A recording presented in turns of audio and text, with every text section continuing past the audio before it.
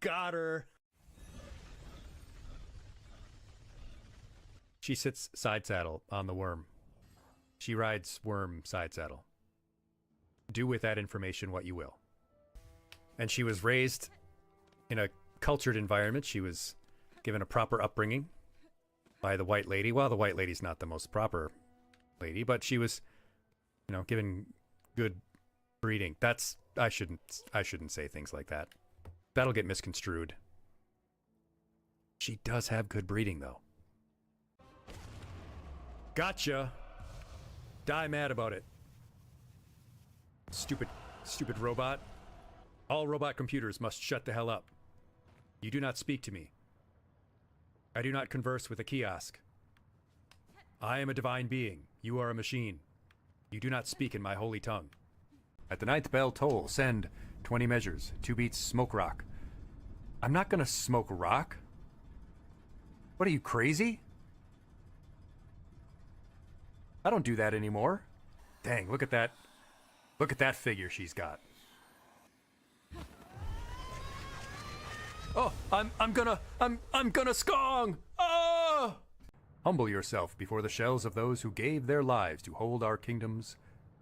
So this kingdom is literally built on the bones of innocent people. So kind of like America. May I venture to know the illustrious names of my heroes? I'm Aegis. I'm your illustrious hero. I'm your lustrous hero. I'm your lusty hero. Yeah, I feel like, as I've said before, if I woke up suddenly with magic powers and a cosmic baseball bat, I don't know if I would have a whole lot of time for this kind of thing. I would be far too busy traveling the galaxy, going to exotic planets, having people fan me with giant palm leaves and feed me grapes. Someone did have to do it. She did have to die. It is crazy how many people we have to kill, isn't it? It's crazy how many people we have to kill in order for good things to happen. So you're now a grieving widower, I guess. Getting back out there and meeting new fox girls on Foxer, which is Grindr for fox girls, I guess. It was better than my joke about the old people and Grander. You know, Grindr for old people. Requesting landing permission from ground control. From the bridge, I mean.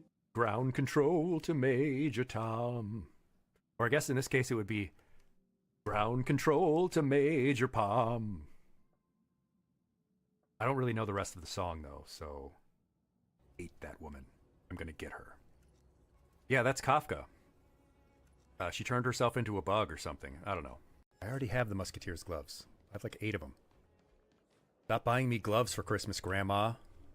I want Cocker's Bad Fur Day. I heard there's a nude mode. I'm not just a pretty face, you know. You aren't even a pretty face! Got her! She sits side saddle on the worm. She rides worm side saddle. Do with that information what you will. And she was raised in a cultured environment. She was given a proper upbringing by the white lady. Well, the white lady's not the most proper lady, but she was, you know, given good breeding. That's I shouldn't say things like that. That'll get misconstrued. She does have good breeding though. Gotcha. Die mad about it. Stupid robot. All robot computers must shut the hell up. You do not speak to me. I do not converse with a kiosk. I am a divine being. You are a machine. You do not speak in my holy tongue. At the ninth bell toll, send 20 measures, 2 beats, smoke rock. I'm not gonna smoke rock. What are you, crazy? I don't do that anymore. Dang, look at that. Look at that figure she's got. Oh, I'm gonna skong! Oh! Humble yourself before the shells of those who gave their lives to hold our kingdoms. So this kingdom is literally built on the bones of innocent people. So kind of like America.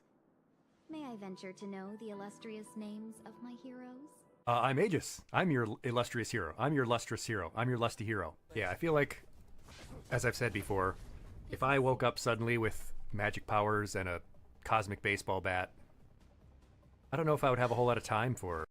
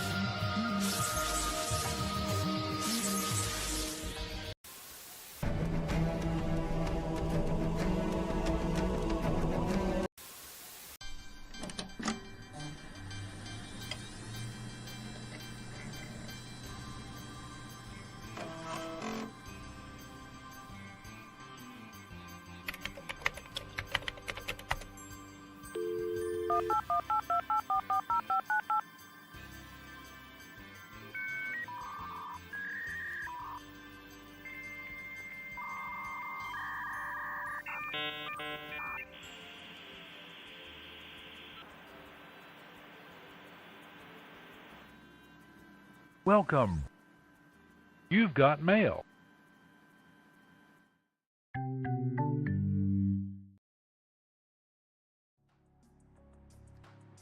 Welcome, everyone. Welcome. Come on in, find your seats. Thank you so much for joining me this evening. Hello, hello. My name is Mr. Aegis, and I will be your teacher for this lesson. I am a health teacher in the real world, and I stream indie games, classic games, first-time playthroughs, and I give health and wellness lessons on the weekends, like tonight. Pat the Badger has made an appearance. Thank you so much, Loresno. Oh, Zetsun Alpha. Making their presence felt. Thank you so much. Find your seats, class. Find your seats. I know there's lots of stuff left on the floor to throw at me. We'll get to that. Yeah, there we go. That's... oh. Drink a little water. Hydrate yourself. I do actually have a little sparkling water here with me. Peach flavored. Help with a little indigestion. I ate something that did not agree with me yesterday. Tossed and turned all night. That was just terrible. I think I undercooked my pork a little bit. Sausage lasagna. Or tried to, at least. Not perhaps my most successful experiment, culinarily wise. Peach flavored, yeah.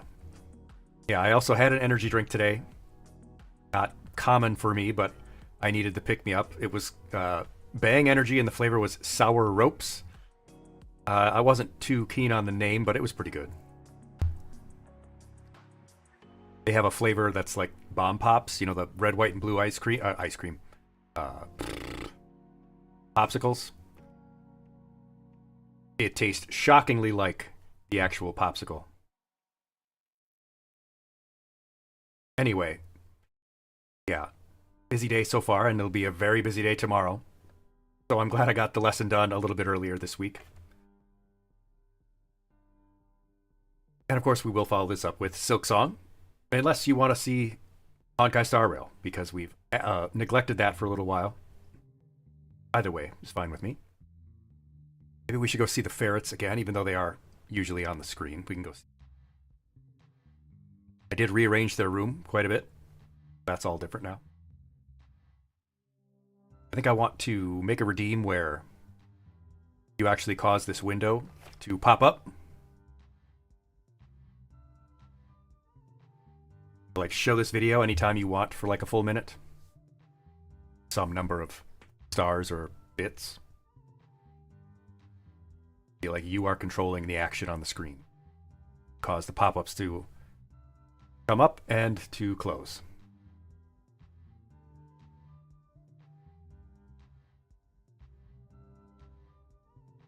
Cool if I could also find some way to rig it up so that you could control the VLC player.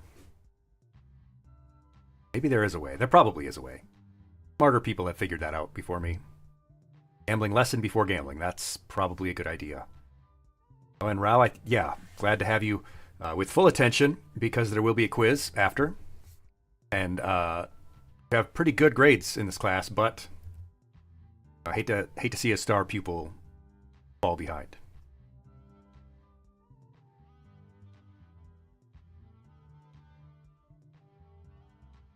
There's a lot of work to do. Next couple of days. Gifted Kid to Grifter pipeline is real. Yeah, that's me right now. Actually. Except I don't make any money. Because, I mean, that's the life I chose as a teacher. Anyway, let's head to the classroom. Let's head to the classroom so that we can get this show on the road.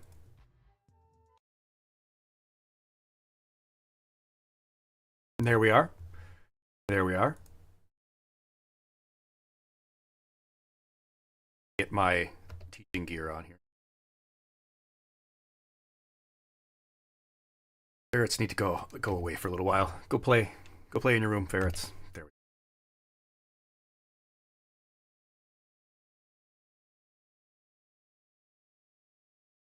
Want some hot chocolate? Cyrus, I mean, nobody's stopping you. You are an adult. I bought myself some candy bars today just because I could.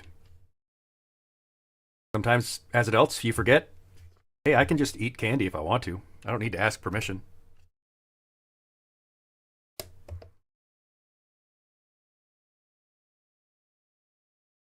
You put the kettle on. Yeah, you are supposed to do a proper kettle for real hot chocolate. Be not ashamed of thy cake, Loresno. That could be misconstrued. But one way or the other, we got to get the lesson going. So, today is Saturday, September 20th, as you're probably aware. But we're going to be talking about gambling, Beyond the Bet, and then we're going to be playing some Hollow Knight Silksong.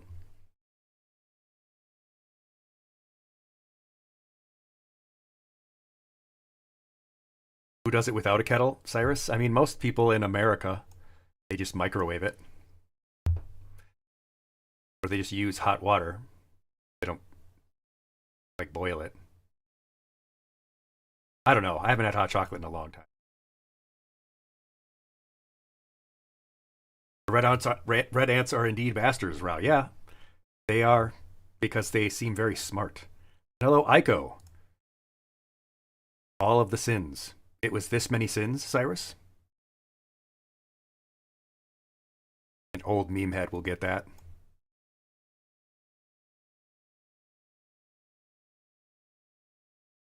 Yeah, heresy, exterminatus, all that stuff, Cyrus.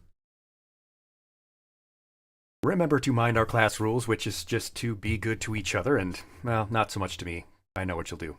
Ask questions, give feedback. Let me know how things are going. Any audio issues, visual stuff, let me know so I can fix it. As for subs and donations, you owe me nothing. It's great if you want to support the channel. I appreciate it. It means a lot to me. Validates what I do here. But I don't want you to spend your money. Unless you have lots of it, in which case, sure. Use your free Amazon Prime sub. Given Jeff Bezos your money already, you might as well get something out of it. But if you want to send the ferrets stuff, that's fine. Treats or toys or, hey, fan art, that's always good. That can be a nice gift. Pick your stream avatar if you haven't already. You can just put !avatar in the name of the character you want, or !AV commands to bring up the link for all the cool stuff you can do with your stream avatar, including actually beating me up, actually. Yeah. You just all go beat my avatar up. Or I can make all of you battle each other. Yeah, see, Battle Royale, where we drop in Mons. Yeah. Two will stand. Or however it goes in Transformers. Anyway, yeah, most importantly though, follow along, share what we do with others, have fun. We reached our 750 follower goal. So somebody's been sharing what we do. And that's the most helpful thing you can do because, hey, you know what a great community we have, so I'm sure if people give it a shot, they'll love it here too. I think Aiko's got it. Oh no. Get him. Oh no. Oh, close battle. Anyway. One shall stand, one shall fall, Rao goes. Thank you. I did not brush up on my Transformers lore. And of course, check out the Knowledge Fellowship, the educational streamer collection that I'm a part of. There's always someone in the Knowledge Fellowship streaming something interesting and fun, engaging, educational, so you can learn something instead of just rotting your brain. And of course, check out our once monthly seminars where I interview one of the educational streamers and talk about what they do. Maybe they give a presentation, a lesson on their subject. Interviewed astronomers and art teachers. It's fantastic.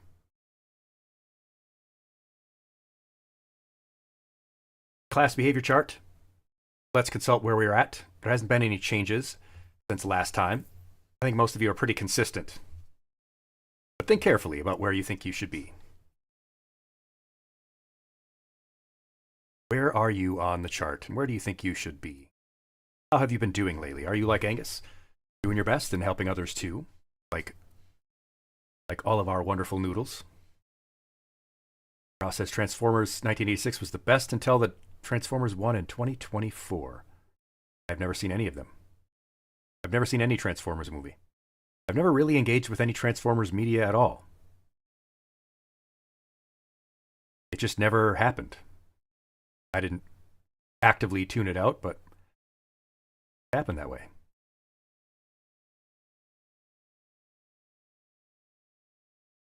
Maybe you're feeling like Beatrice Santello, our hardworking Gator girl, our hardworking goth Gator girl. Like all of our friends here, doing pretty good for themselves.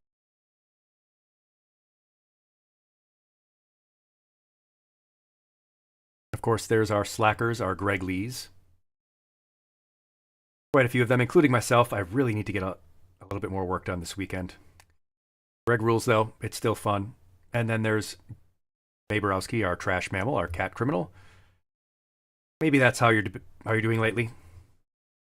One way or the other, though, this is just about you reflecting on how things have been going for you and being honest. Hey, I should recognize that I'm doing great, or you know what? I can improve. If your name is not on the chart and you would like it to be, let me know. I will make a clip for you and put you on the chart. And then every lesson, you just let me know where you think you should be, up or down. Still feeling pretty B-brow. Bay.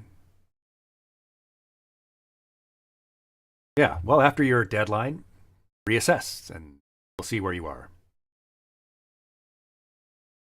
Still might update the chart as far as like the actual tiers, what they are. I don't know. We'll see. We'll do our breathing exercise next. Get ourselves nice and ready for our lesson.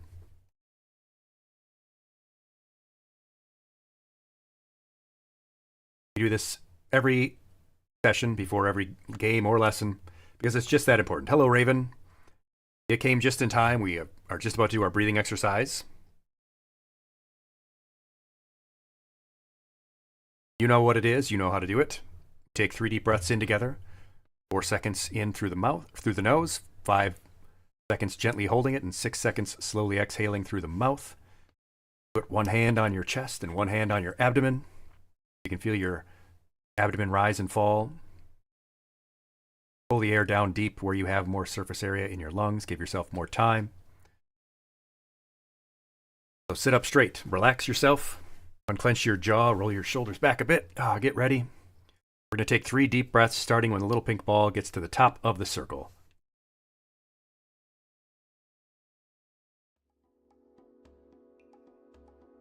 Ready? And begin. 2, 4, and hold it. What a perfectly timed ferret walk. Great job. And exhale, nice and slow, all the way out. Back around again. Breathe in. 3 and 4, and hold it.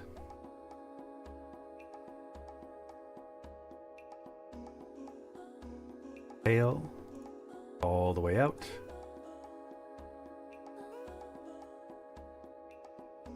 And breathe in. 3, 4, and hold it.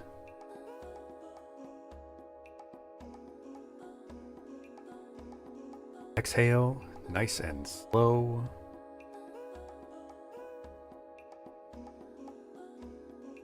There you go. That's how you do it. Just 3 deep breaths. All it takes to reduce your heart rate, bring your blood pressure down. We breathe so fast and so shallow in the world today, leaves us more susceptible to stress and anxiety. So try to work this into your daily life. Just take 3 deep breaths, nice and slow, in and out. Because your breathing, just like your sleep, affects every aspect of your health and mental well-being. Simple way to improve yourself. So, thank you so much for participating in our breathing exercise.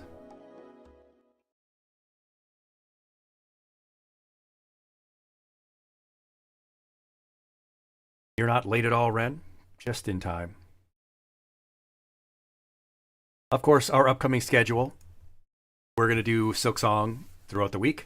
And then next weekend's lesson will be on the flu. We're going to be talking about the flu. I think this will be a 2-part lesson. As we enter fall, I'm going to be doing my flu shot season lesson. We'll start with the flu shot, and then we'll do flu prevention the week after.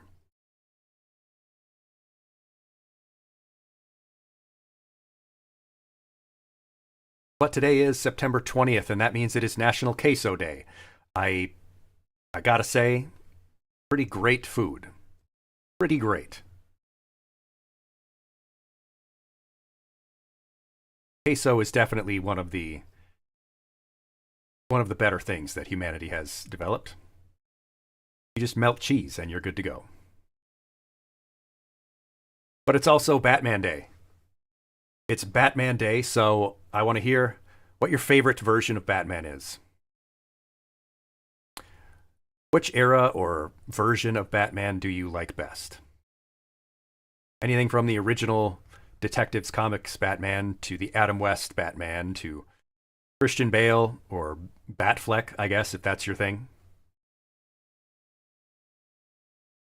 Or George Clooney, the Batman and Robin era, the Arnold era.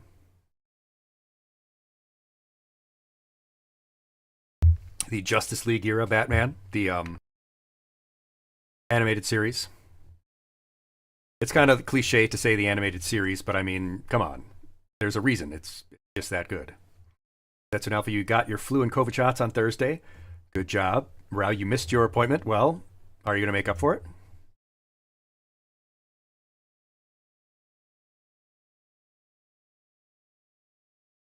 Everything hurts all over. That's soon, Alpha. Well, hopefully that passes quick, but you did the right thing. Yeah, we almost did get Michael Keaton as Old Man Bruce. Oh yeah, there's the Batman Beyond Batman iteration as well. The Bat Who Laughs. Samurai Batman.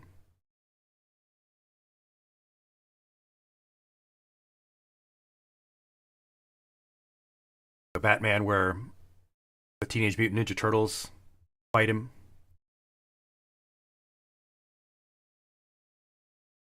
Yeah, hopefully you can get yours soon too.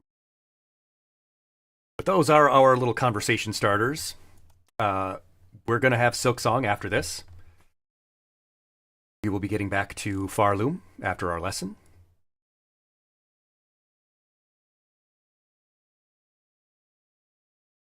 But today, we're going to be talking about gambling. Beyond the bet. Tonight's lesson will be about all things gambling. Giving up money for the chance to get something of value. Yes, indeed. So as we begin our lesson, let's basics.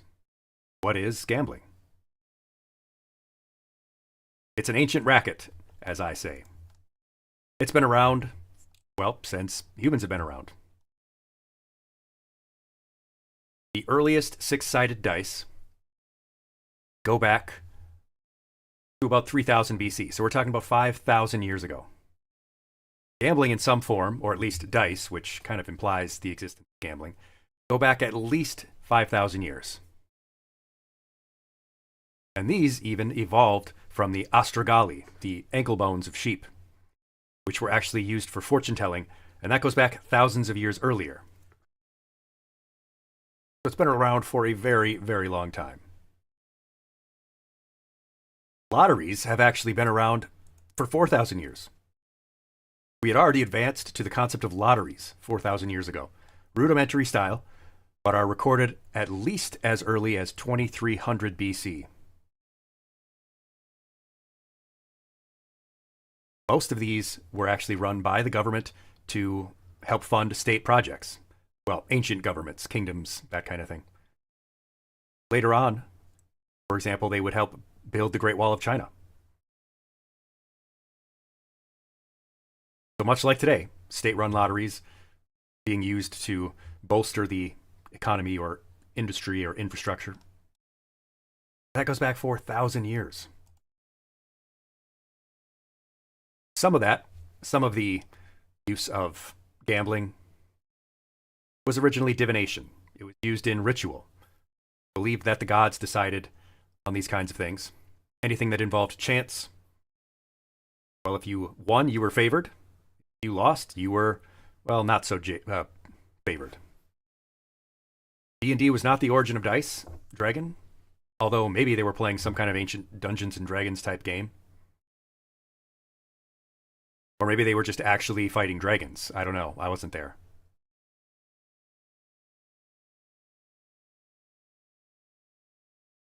Sports betting, which is something we're going to touch on in this lesson as well, actually goes back 2,000 years. Naturally, things like the Olympic Games, the original ones, and the Colosseum and stuff, people would bet on that. There was big money to be made in doing so. Also something that was then influenced by fortune, destiny, the gods, the fates. Playing cards are actually over 1,000 years old as well. The earliest evidence of playing cards actually on paper, going back to the 9th century in China. But this even goes back farther because they probably evolved from dominoes. Essentially are the same kind of thing. One specific square or tile with some point value on it.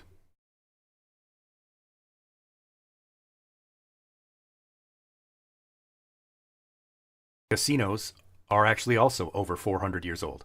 They're getting close to half a millennia old. The first casinos, first gambling houses, there was the first official regulated gambling house in Ridotto, Venice, Italy, called the Ridotto, 1638. And they created this regulated version to control the gambling that was happening during the Carnival season. Your great-grandma used to read tarot with regular playing cards. That can be done. Or even in your freshman class, you read the lottery where a woman was stoned at the end. That is awful. Prize cards aren't older, Dragon? Yeah, I think well, there's also the possibility that they are older and we just don't have evidence for it. Because if they are proper paper playing cards, they'd probably be destroyed by now. Most of them. Yeah, the tiles, wood or metal or glass or precious metals, sometimes used for tiles, those probably go back much farther. Yeah, I think with the Ridotto, there were some kind of casino or like gambling house or place where people would go to bet on things. The first regulated one, though, was 1638. The first official one that we know of. So all this stuff is this is how far back we know it goes. But humans have definitely been wagering things for a long, long time. Online gambling, though, is about 30 years old, since about the dawn of the internet. Since we've always been gambling, as soon as online becomes a thing, we start gambling online. And it has turbocharged gambling, just like the internet has done with everything.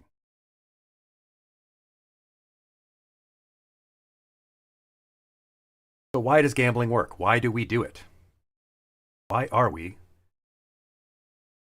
Unassuming Grass Clippings asks when, since I was a human, I've actually been a human for a long time. I used to have a different human form, and I would leave it up to the class. I used to have the power to transform between them. And the class would get to decide. They could throw a Pokeball at me, and I would be exchanged. But I lost that ability, and I was stuck in my Anthro form for a while. But now I've rediscovered the power, and I'm waiting for my new Badger form to be completed. I'm working on it. Well, it's being worked on. And you'll be able to fix that. Fix that? Use that transform ability once that happens.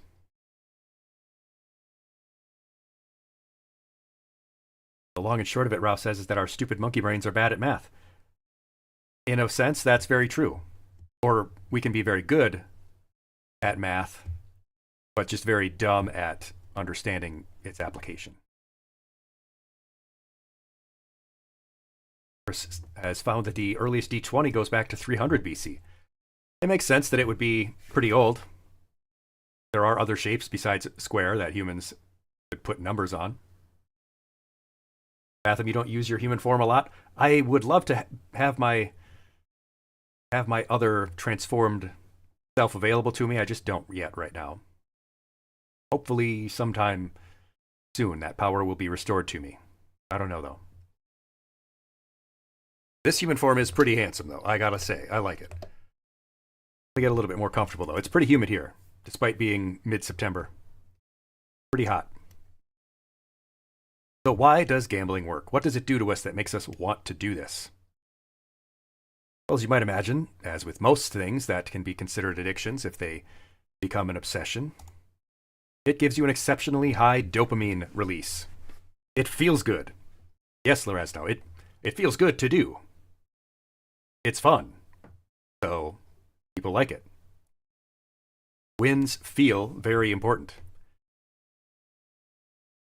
We still have this sort of subconscious belief in fate or destiny or luck, whatever people want to call it or interpret it as.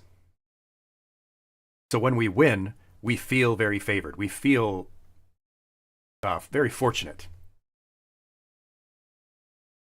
It feels like more than just a win.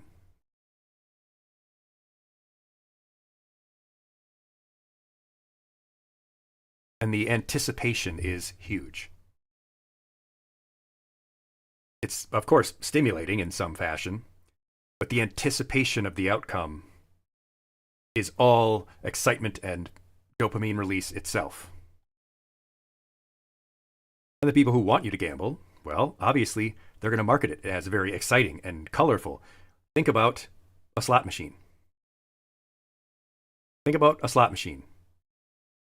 Picture yourself in a casino and a row of slot machines, and what that feels like, what that looks like, what it sounds like.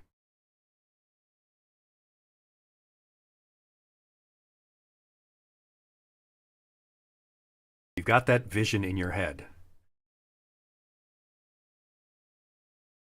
The music is ringing out. Sounds are chirping. Bright colors, flashing lights. Stimulating images on the screens now. They're usually video versions. The mechanical versions themselves have this sort of magnetic pull. The feel and the sight of the gears turning and the wheels spinning.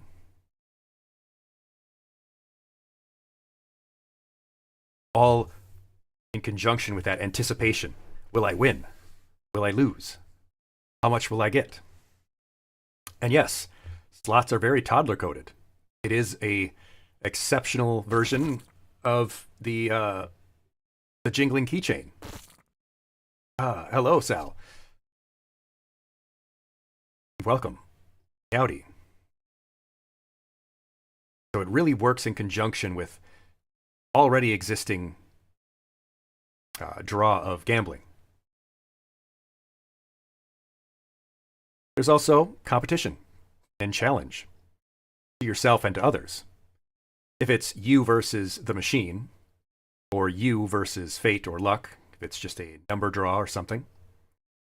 Even if it's not directly against another person,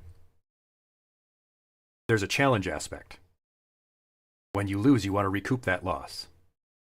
If other people are betting on it, you want to be better than them. You want to feel more lucky or privileged than them, more favored.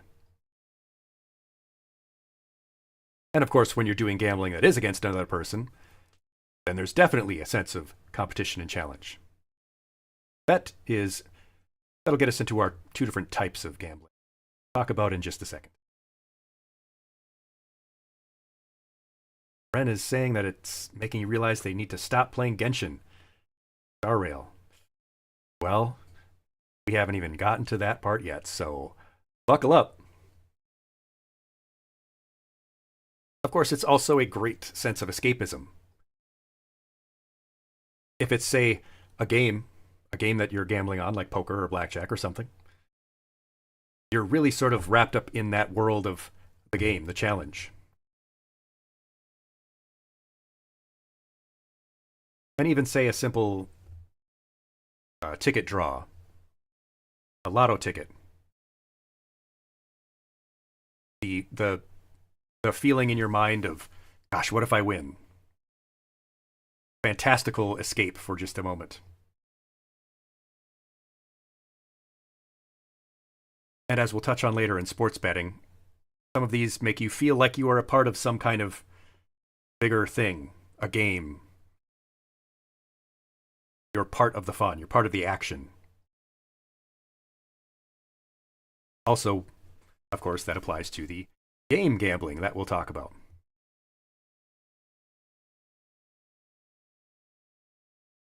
Gambling also lets you start small. There's a lot of easy intro points. And in many of these modern examples in sports betting, you can get started with no money. You can get your first bet free.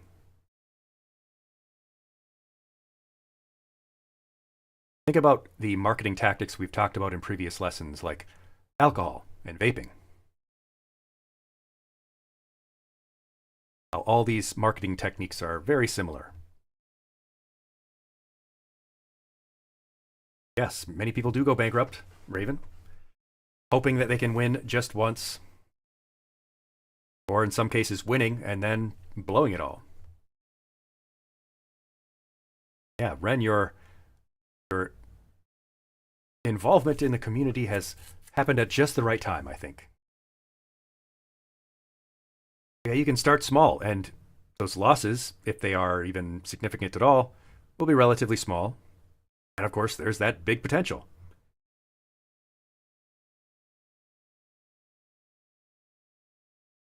But it does a lot of stuff to your brain.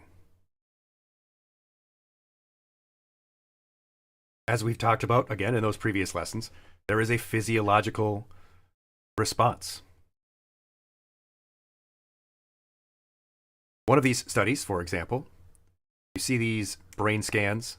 I don't get too deep into the science. This is a skills-based health class, but it's pretty interesting to think about. A study found that there was increased connection between the ventral striatum, the reward area in our brain, and your prefrontal cortex, the thinking and planning area. There was reduced activity in the thinking and planning area. So let me break that down a little simpler. There was more connection, more information going back and forth between the thinking and planning area of your brain and the reward area of your brain. But there was reduced activity, thinking and planning section of your brain. What might that mean? What might that be doing? The outcome of that.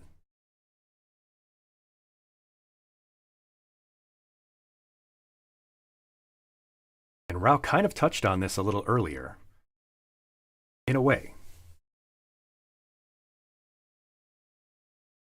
That's something I responded. Interesting application there, Rao. Thinky Planny just starts rubber stamping whatever makes reward brain happy. maybe that's the case. Perhaps we think we're smart at math. Is lack of sleep one of the byproducts? Well, gambling addiction or other kinds of addiction, yeah, will have an effect on your sleep for sure. Particularly with game gambling, I mean, if you're staying up late and playing it, then there's all the blue light and the stimulation in your brain, making it hard to sleep. Yeah, I can see some connections there. And you can read more about that particular study shown here if you want. But you can see in the middle section here, these PG patients, the problem gambling patients.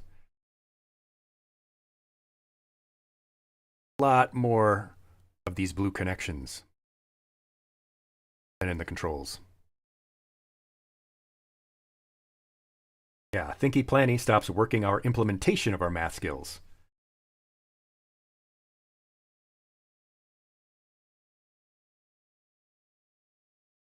I want to mention something called the Pantoletariat. Maybe you've heard of this. I was fascinated when I first read about it. The Pantoletariat. I want to mention it because it's a potentially good application of the idea of gambling. But the Pantoletariat is a lottery in Norway, I believe, where empty bottles and cans recycled through a reverse vending machine may be converted into a stake in a national lottery. It's where you can go put your cans and bottles, instead of in one of those machines that gives you like 5 cents per can, it gives you a drawing into a national lottery. So if you recycle more there, you don't get any upfront reward. You don't get the 5 cents per can. You get a potential later reward between 50 to 1 million kroner, which is between $5 and $100,000 US.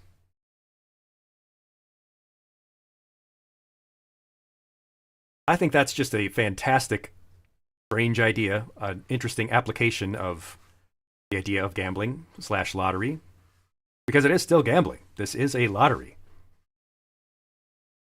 You are taking some asset you have, which is the can or bottle. It might be considered trash by some, but you could get money for it. And instead, you are using it to try to get a potential future reward. Wanted to try it when you first read about it, Ren? Yeah, I do too. I already want to do it.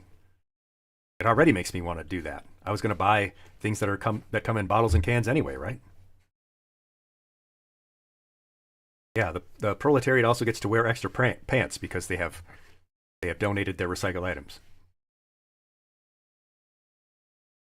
Raven, your mom once got a $5 lotto ticket and got $1 from it and was happy with it.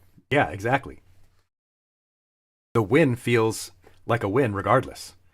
And I think I want to make sure to remember that when I get into the gaming part. But there are a lot more modern methods out there now because of the rise of the internet. Disastrous as it has been for the human race. Because there is, of course, the nightmare rectangle in your pocket, connecting you to everything and everyone at all times. So why not connect you to gambling? This, of course, gives you online 24/7 access to gambling of all kinds. Because frankly, some of those shovelware app games are essentially gambling, using real-life currency for the chance to get some sort of digital product. It also allows instant transactions. What does that mean? Why is that a big deal? Because it means you get the results if you want them, if it's something that is instant, like a game. Get the results instantly. So if you win, you get the sensation, that dopamine rush that I won, I got something. But because you're not actually plopping down real life hard currency out of your hand, you don't feel the loss. It doesn't hit you.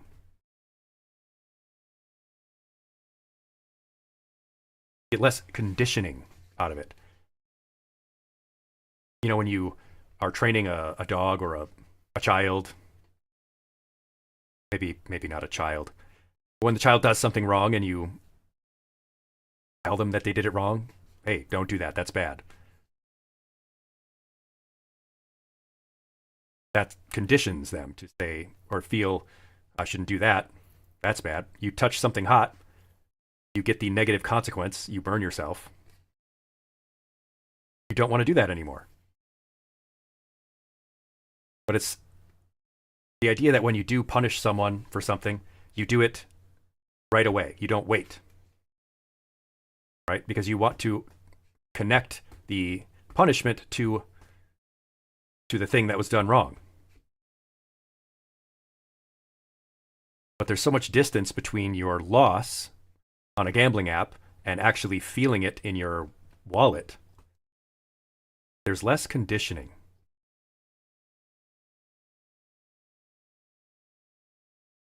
And of course, we've talked about this in our social media lesson. We're already in doom scrolling all the time. Our brains are primed for the idea of scrolling through our phone, of always looking.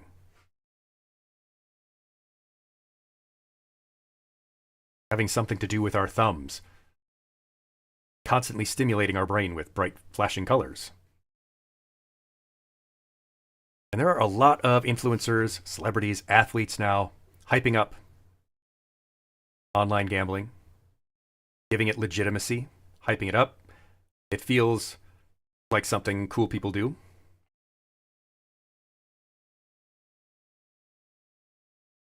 And this goes to the sports betting that I want to talk about quite a bit in the lesson.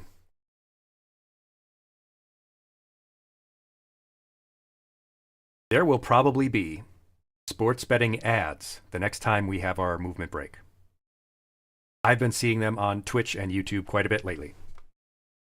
Ads for sports betting apps are everywhere right now. And there's a ton of them. You've probably seen FanDuel apps and DraftKings, which is everywhere. But there's BetMGM Sportsbook, the ESPN Sportsbook. Some of the channels like ESPN, other channels, also have their own betting apps.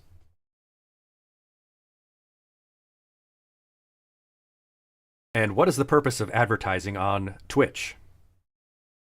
What demographic are they going to reach on Twitch? Is it the kind of person who goes to the bookie at the horse race track, whatever? I don't know. I don't play Uma Musume. Are they going for that demographic, or are they going for the kind of people who watch Twitch? Young adults who love what? Gaming. They love gaming. So of course they're going to advertise this game-like thing on Twitch.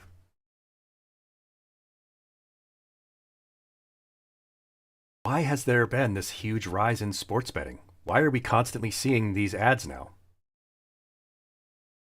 It's because a lot of the laws in different states have been loosening on sports betting. One of the reasons, of course, is the gambling lobbies,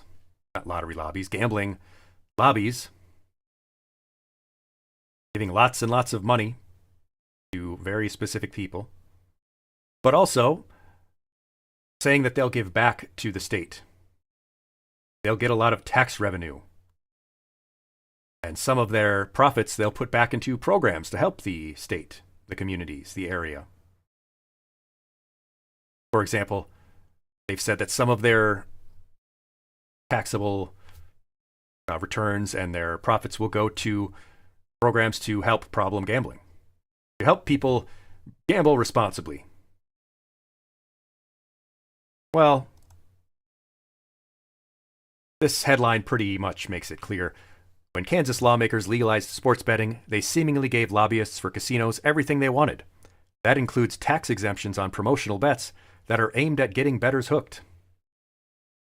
In Kansas, there was actually taxpayer-subsidized gambling to the tune of millions of dollars. Gambling apps. And a lot of these gambling apps do free promotional offers. Get your first bet free. Or buy one, get, or whatever. Promotional offerings.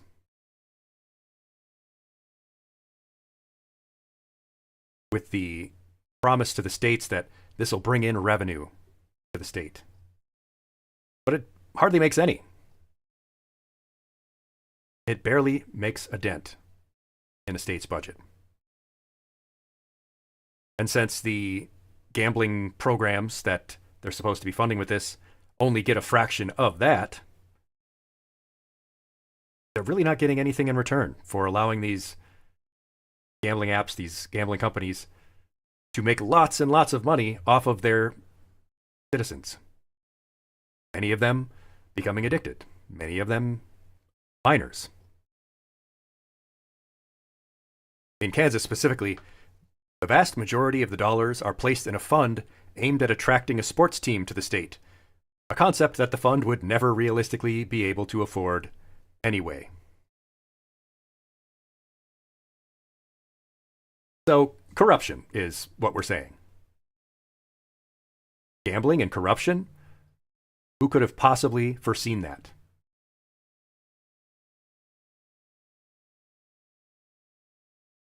But why sports betting in particular?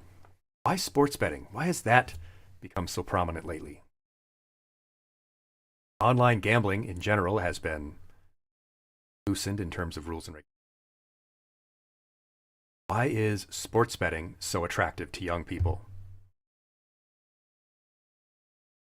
That's something that hasn't really been around that widespread for a while, where you used to have to actually go to a casino or to a bookie. Because sports are cool, allegedly, Rao says. Allegedly, yeah. What's unique about sports betting as opposed to other forms of gambling? Well, there's fear of missing out. The action is happening right there in front of you on TV, and other people are betting on it.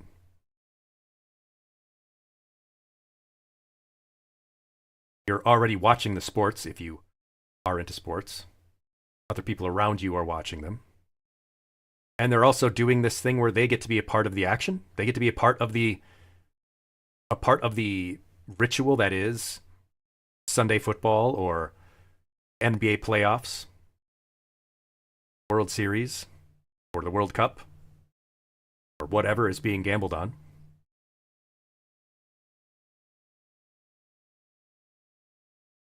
We don't want to be on the outside looking in at everyone else having fun. Having fun with something that doesn't really have the stigma of drinking a lot. And hey, it doesn't do things to your body like drugs do, right? It's socially accepted and everyone is cool with it now. Not even your parents would be like, oh, you're drinking again? If they find out, oh, I bet on the Knicks to win. I mean, your dad might go, what the hell's wrong with you? The Knicks are always terrible. But it wouldn't be a big deal to them in most cases. Yes, Utopia Tree, it does do things to your brain like drugs do. Reduces the activity in your thinking and planning area, but increases it in your reward area. But one of the big reasons is there is a ton of support among celebrities and athletes. Because, for the athletes at least, gambling is good. I mean, not to do it. They obviously can't do it. They will be banned and maybe go to jail. But the existence of it works for them. Because the sports industry makes lots and lots more money when sports gambling makes lots and lots of money. And if athletes can make a bag by promoting it, they're going to do it. You've probably seen the Kevin Hart and LeBron James commercials. Probably can't avoid them. DraftKings is everywhere. But those are just two. Jamie Foxx has their own long-standing brand ambassador status for BetMGM.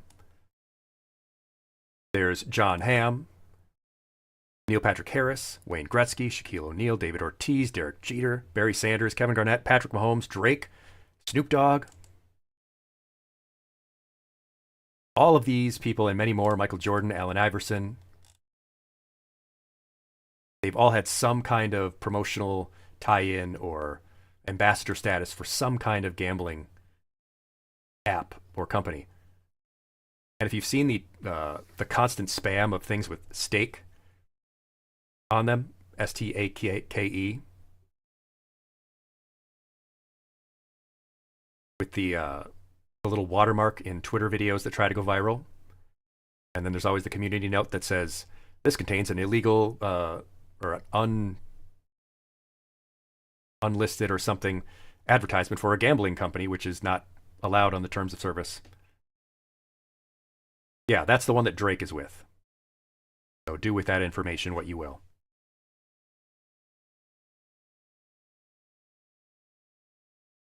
Yeah, Neil Patrick Harris, not your heckin' wholesome chungus. And Americans love to bet on sports. In the last few years, since about very early in 2020, sports betting has begun to skyrocket. I wonder what might have happened in that area. What might have happened in this area of the graph that could have led to such a big spike in online gambling?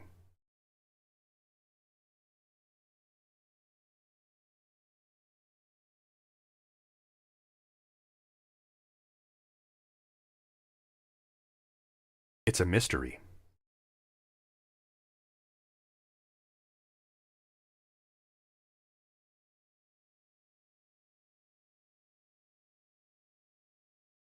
Shorter to list what didn't happen. Yeah, that's true. There was a very big cascade of events that happened there. Yeah, it's causing me to do a big think. Doing me a heckin' big think. Kids especially. Why might this have affected kids especially during the COVID era? Young people, maybe high school age to college age, during this time period. Especially those who already sort of enjoyed sports. Boredom, lack of stimulation, Ren says. Very good. Yes, exactly.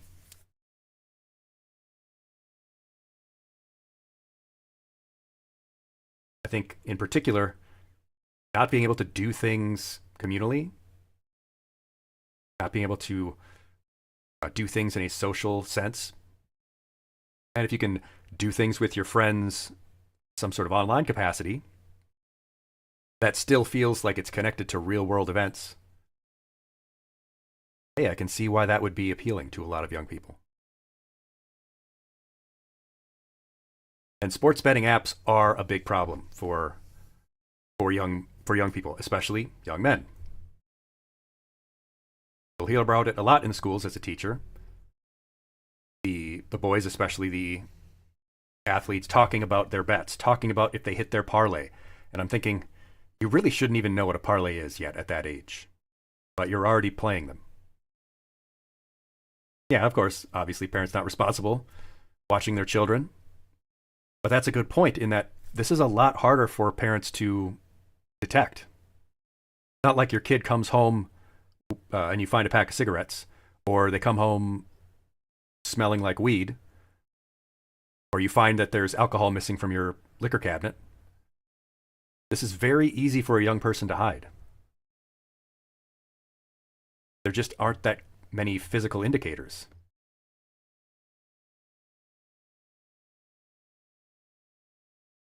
And until it starts becoming a real problem, there might not be that many observable indicators at all.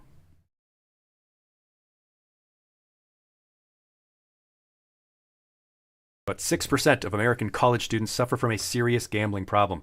That isn't just the number of them that are gambling at all, or perhaps gambling too much.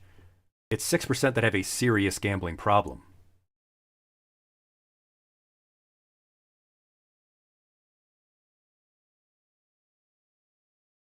So over 1 in 20. So if you're at that age, think of 20 people you know, and maybe at least one of them would have a serious gambling problem. Again, yeah, that's just the number that have already gotten to a point where it's a serious problem. Saftikuma has brought their class and field trip to mine. Seatbelts, everyone. No, never a normal field trip. Thank you so much for joining me and bringing your class on a field trip to mine. My name is Mr. Aegis. I am a teacher in the real world. I stream indie games, classic games, first-time playthroughs, and I give health and wellness lessons. So let's get a shout-out to Saftikuma. How are you? What were you doing? Hope things are well with you. We are sort of just getting going on our little lesson on gambling. We're talking about gambling and gaming. Tony, you also thought it would be higher. Yeah, but yeah, still, 1 in 20 college students have a serious gambling problem. Well over half of them that gamble regularly are pathological gamblers. You know what, Saftikuma? We are actually going to have a segment in this lesson specifically about gacha games. Gambling and gaming, for sure. The sports betting apps that you will probably see ads for on Twitch and YouTube, they're becoming a real problem for young people as well. DraftKings, BetMGM, all those ads are everywhere, really enticing young people to bet on sports. How does it get people hooked and so easily? Like I said, there are troubling youth rates, especially in sports betting. Why is that? We've talked about a few reasons. Why. It's a sense of social connection, something to do that is socially acceptable. It's not drinking or smoking, something that might get them in trouble, obviously. Because of the easy access of online 24/7 apps, instant transactions. Specifically, though, for sports betting, like I said, these are being marketed very aggressively by cool adult people that they care about. Influencers, a lot of not VTubers, but streamers. They are talking about sports betting apps. They are partnering with sports betting apps. For sports betting specifically, there is a sense of needing to be a part of it through a weird sense of masculinity, especially if their peers are doing it. A lot of peer pressure to get in on the bet, to be a part of that action. And of course, we're raised on gaming, aren't we? In all kinds of gaming, whether there's gacha aspects or not, there is a risk-reward loop. You're always risking something for the hope of some kind of reward. We're already primed to experience things as gamified. And if we gamify gambling, well, those apps are exactly like that. If you're in a sports betting app, they will treat you like they are, or like you are playing a game. You know, with ranks and badges and all that kind of stuff. Very easy to avoid the regulations on sports betting if you are a young person. Like I said, it's easy to hide from your parents. No physical object that it can be linked to. And people aren't really expecting gambling to be a problem for a young person. Even though 1 in 20 college-age students have a serious gambling problem. Yes, Bloody Crayon, what can I do for you? Gotcha intervention is coming, yes. Hello, Pandagiri, as well.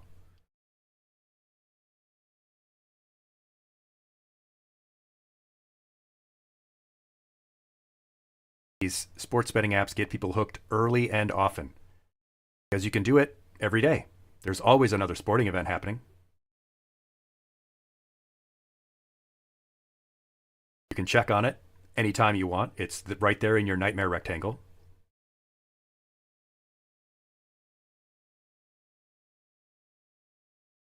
On demand, 24/7. Ease of entry is a very good way to put it, Bloody Crayon, yes. Very easy to get involved. You can do it very cheaply.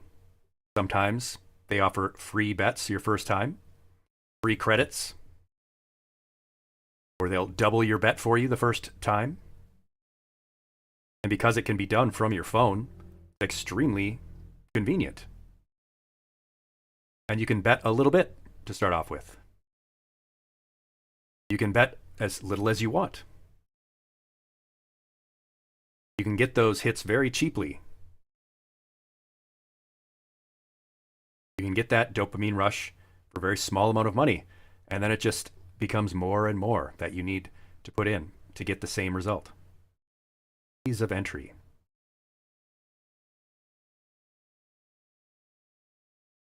So before we get into the gacha aspect, let's define if gacha actually is gambling. Is gacha fully actually gambling? Do you think it is?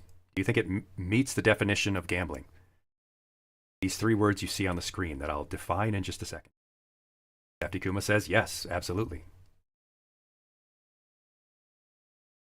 Ren agrees. Empress as well.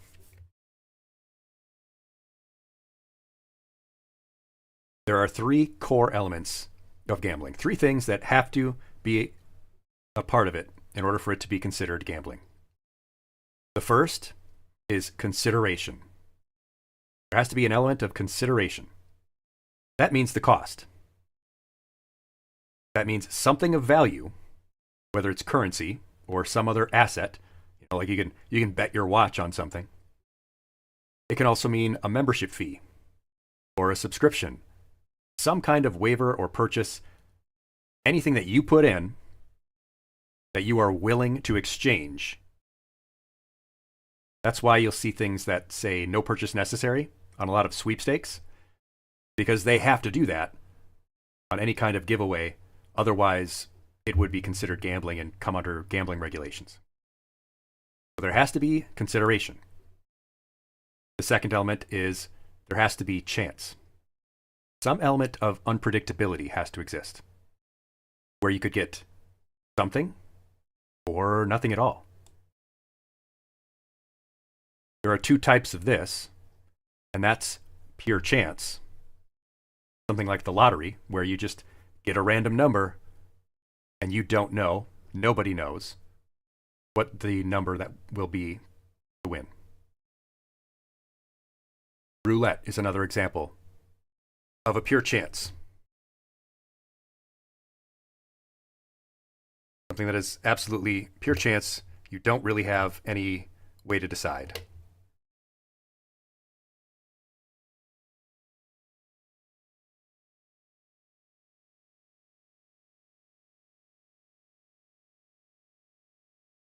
The other type is something that involves some kind of skill. So the classic example would be blackjack or poker. There is some element of skill involved. You can increase your chance of winning, not just by putting more money in, but by being better at whatever the gambling is.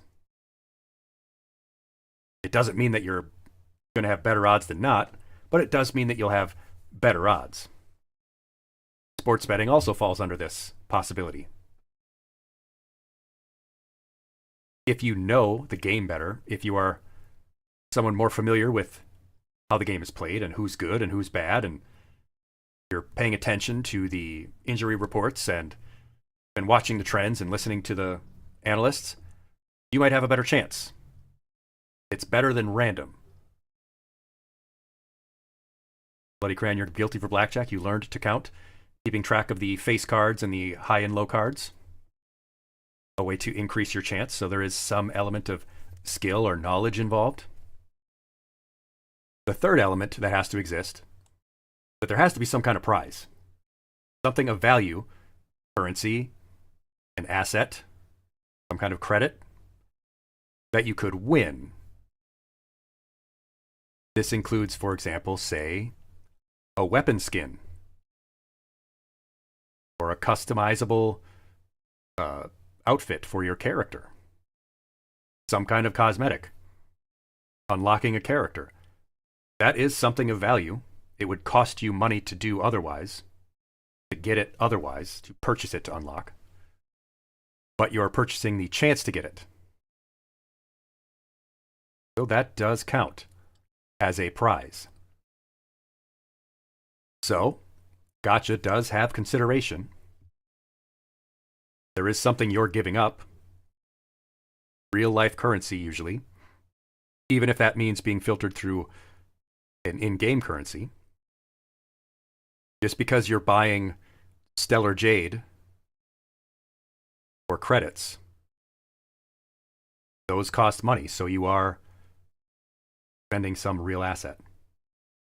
There is chance because you put those Star Rail passes into the slot, you could get something, you could get garbage.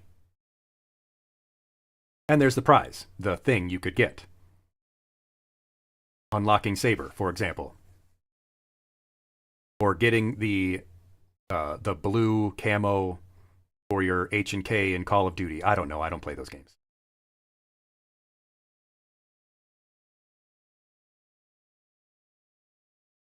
So there are many different types of gacha games. And what is a gacha game? Some of you might know where the idea of gacha comes from. Where the word comes from even. I think it was one of you who told me. Where the idea of gacha comes from. From the gachapon. Exactly, Pandagiri, the gachapon. But there are many types of games that have this kind of mechanic. Where you put in some kind of currency, real life currency, into a game where you get credits or just directly purchase.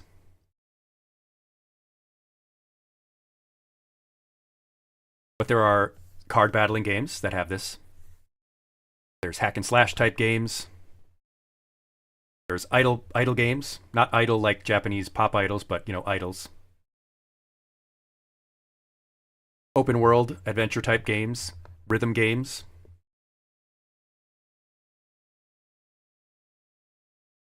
Oh no, the break is happening.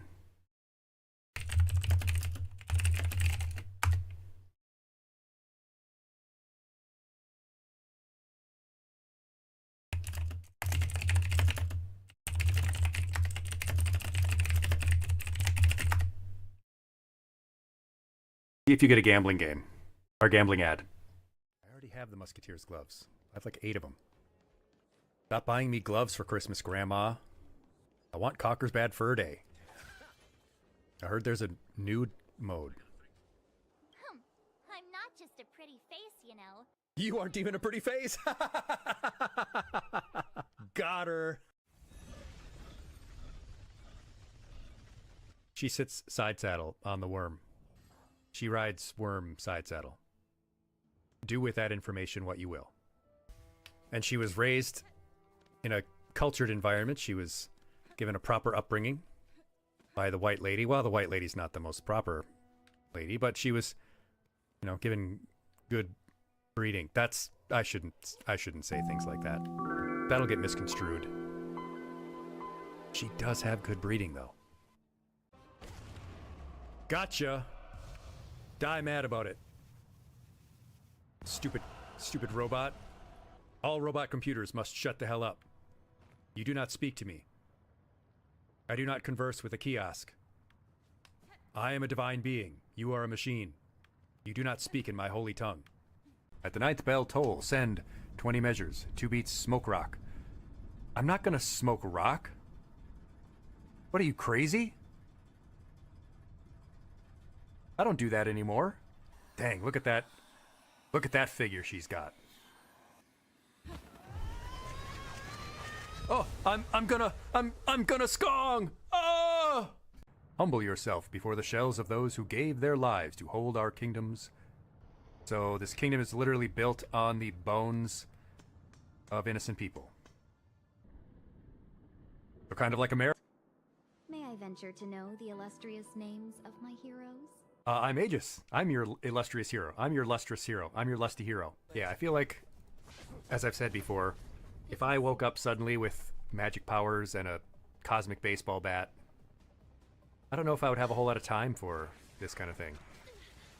I would be far too busy traveling the galaxy, going to exotic planets, having people fan me with giant palm leaves and feed me grapes. Someone did have to do it. She did have to die. It is crazy how many people we have to kill, isn't it? It's crazy how many people we have to kill in order for good things to happen. Hello, and thank you so much for sticking around through the break. I forgot to click the skip button. I had a couple skips left, but that's okay. We got it out of the way. Yeah, as you saw in some of those clips, I have been playing Honkai Star Rail myself, and I actually like the game. I haven't spent any money on it. I've been free to play, but our new friend Ren here has been giving some advice, because they're a veteran player. They know a whole lot about the game. I've been very grateful for their input. I wonder though, how they've come to know so much.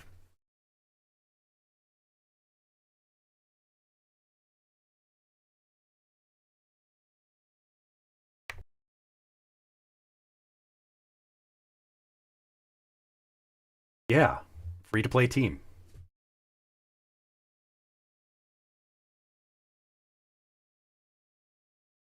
You got no gambling ads? I think I saw someone did get a gambling ad. And yeah, ads during education lessons. I mean, the alternative, I think, is to like have sponsors buy the rights to the name of the building, like they do for sports stadiums. Like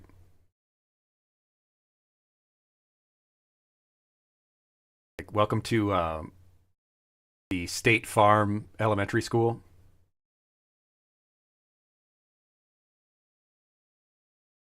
Something like that.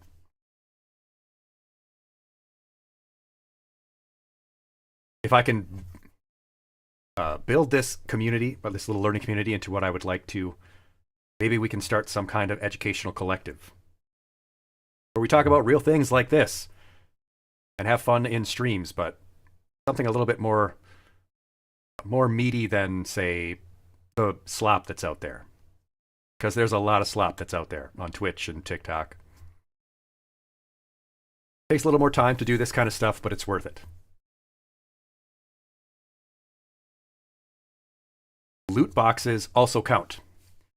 Loot boxes in games like Call of Duty, Overwatch, that kind of thing, they also do still count. That is gambling. It is still gambling. You are consideration. You have consideration. What you're giving up. There is the chance involved. And there is a prize involved. These loot boxes also count.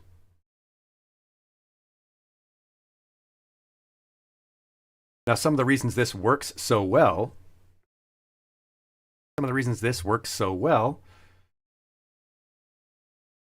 it's ease of access.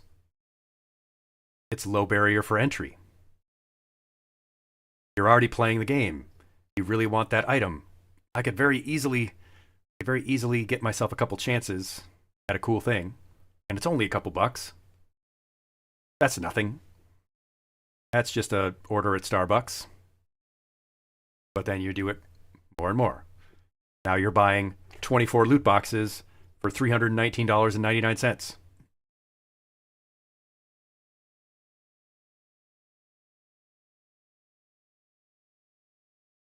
What other aspects do you think of this kind of online gambling? Because that's what gacha and loot box is, online gambling.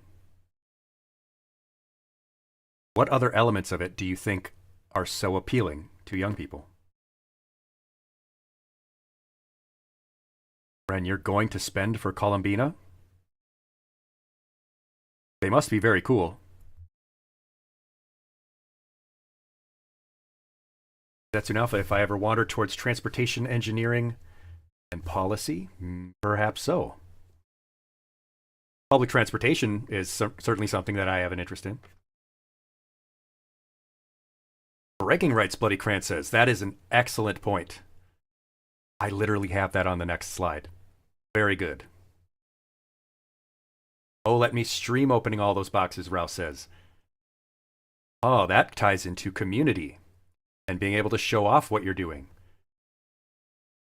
And look at me. I've got money for this game. And look at all the cool stuff I have in it. Gamba, could it be a form of unhealthy coping? Ren asks. I think so, and I think that's common to a lot of addictions. Unboxing videos are already a thing, so it's a natural extension, Rouse says. Absolutely. One of those things that we're primed for. We like watching unboxing. It's cool. We get to vicariously experience someone enjoying that chance.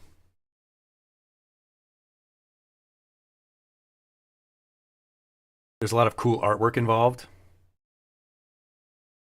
whether it's loot boxes or gacha stuff. But here's another thing. There's also significant sunk cost if you're familiar with what sunk cost means. When you've put money into something and you haven't gotten what you wanted yet, but do you give up now?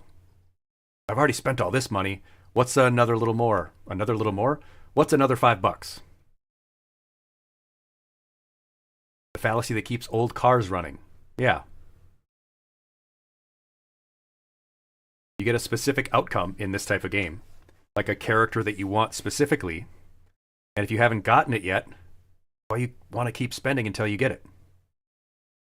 It's a little more in-depth than just, well, I lost money and now I'm chasing it. That's just money generally. This is something where you have a specific idea in mind, a specific weapon skin, a specific character or ability.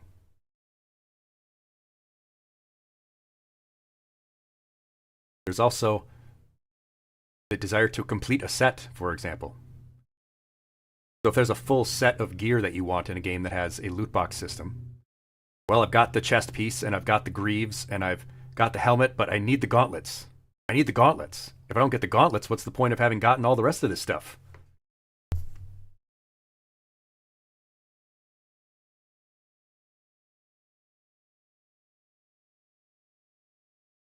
And sometimes, Cyrus, yes, it's just the fact that you have no other options but for it to keep running.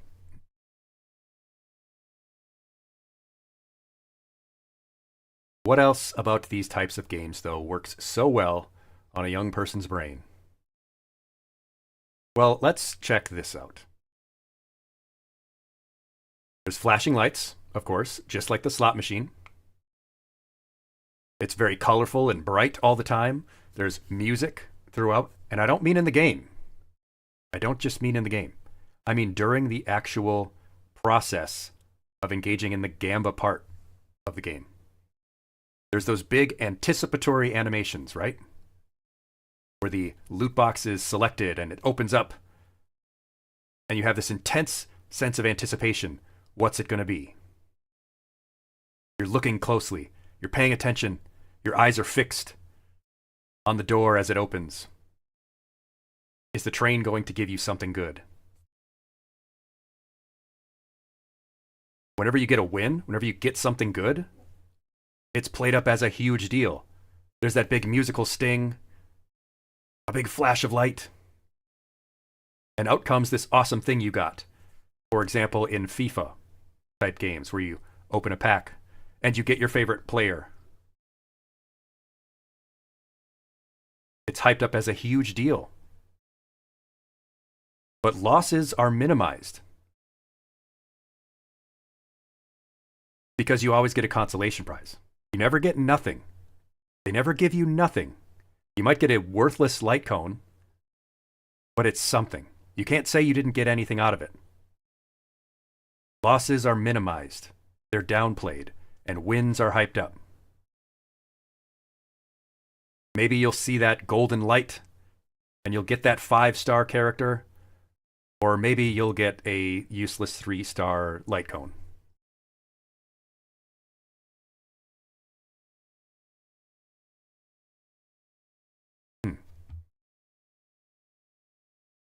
what's an example?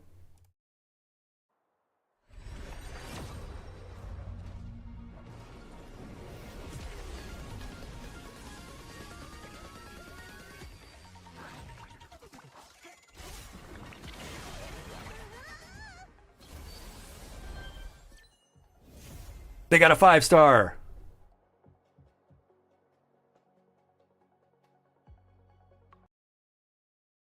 Yeah. Flashing lights, colors, anticipation. And then the release. Oh, I got something great. You never remember the losses.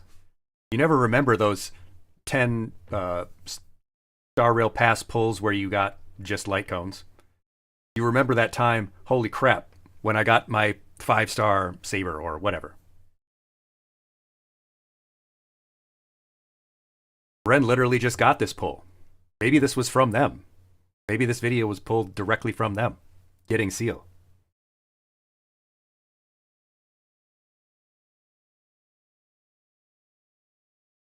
And as Bloody Cran mentioned, status and prestige. Young people are strongly influenced by this notion. They want to have status, be seen in a positive light by their peers. If you have these very rare or awesome items and characters that other people don't have, well, you're special. In some cases, there are items and such that give you an advantage in the game, so that's even more.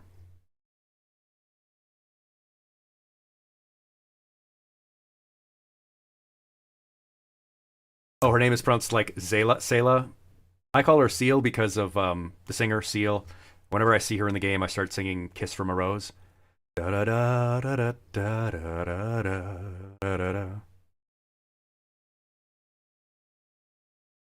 I try not to because I'll know I'll get demonetized. My singing is too much like the real singer.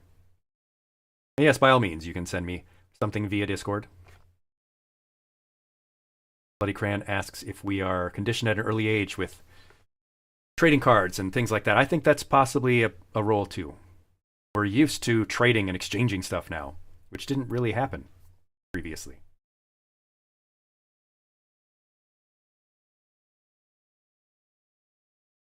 So,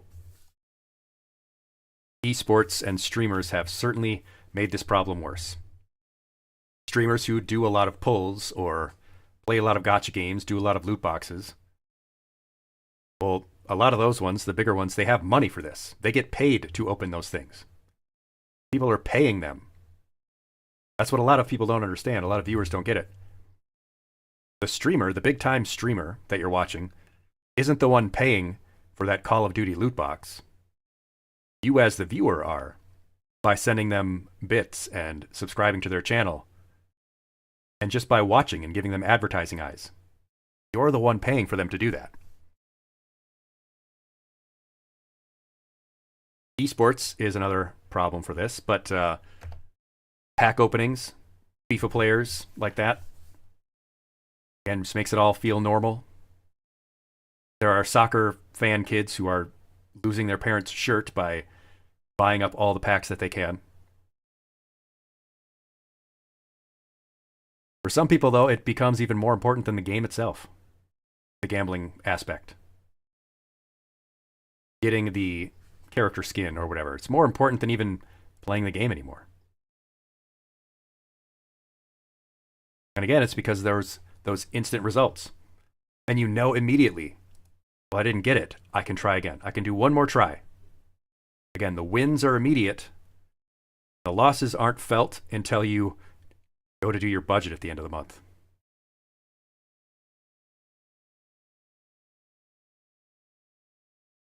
And this is why the UK Gambling Commission found that most young people are aware of, at least, loot boxes and paying for things, chance in games, and over a quarter of them have used it, have done it,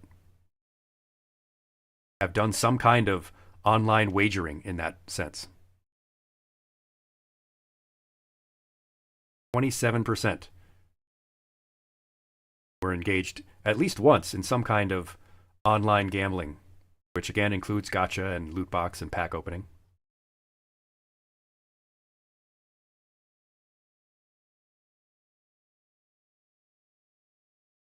Red has sent their highest Eidolon limited 5-star character with a considerable consideration element.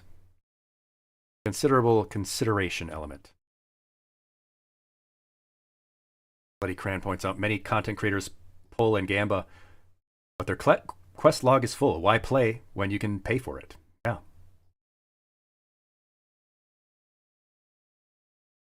Why bother?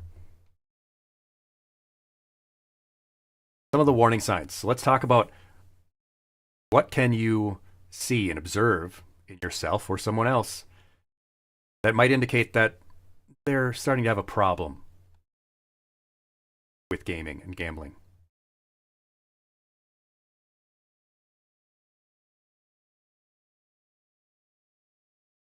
Number one, of course, is tolerance, something common to most addictions. In fact, all of these things on this page will be core elements, things that are common to most types of addiction. Dafty Kuma's more old school. More impressed if you can clear Abyss. You mean the Abyss in Hollow Knight? That was really tough for me. Ra would prefer to watch good gameplay, which I'm glad that you're giving me a pass on that one. Tolerance, obviously one of the core elements of many types of addictions. Needing more of whatever it is that you're putting in, but getting less and less out of it. Yeah, I figured you were talking about a gacha game.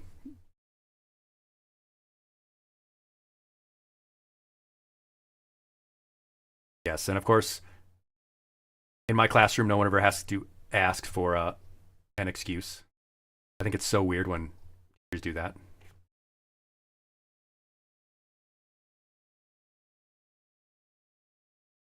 Preoccupation is another core element. If the person or you becomes fixated on it, you can't help but think about it throughout the day. Your thoughts become intrusive regarding whatever it is that you're addicted to. Withdrawal is another common element. If you aren't engaged in whatever that is, if you aren't under the influence of whatever it is that you're struggling with, do you experience the symptoms of withdrawal, like irritability and restlessness?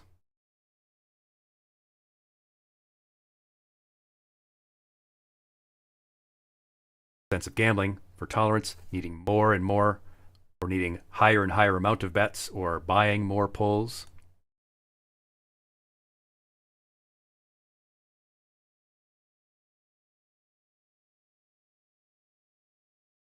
Loss of control. That's when you do want to cut down, or you see someone saying, yeah, I'm going to do that less, but they don't. They want to, they're trying to, but they can't quite do it.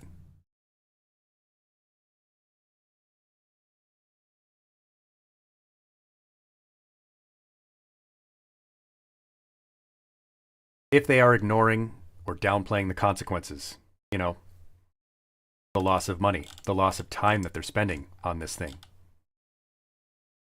If they or you actively try to downplay it if someone asks, or ignore it, perhaps not just harm to your finances, but to your health, not sleeping much, might be affecting your relationships or your work or your school. It's only 1 month's rent. It's fine.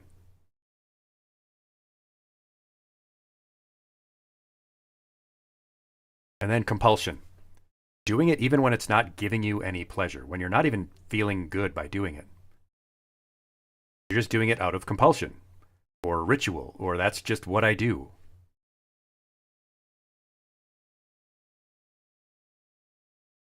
So what's the same, though, with gambling? Well, all of these activate the dopamine reward system, just like drugs and alcohol. You can get tolerance, needing to bet more and more to get the same thrill. People can feel depressed and irritable when they are not engaged in some kind of betting. Obviously, it can affect a person's finances and their relationships. There's also a high possibility of compulsive relapse, where even if you've been abstaining from it for a while, there's a risk of relapse. But there are some things that are unique psychological hooks in gambling.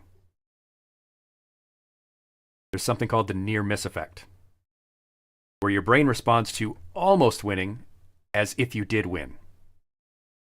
So if you bet the over on the Packers beating their next opponent, over under 7, and they win by 6, you're like, oh, I was so close.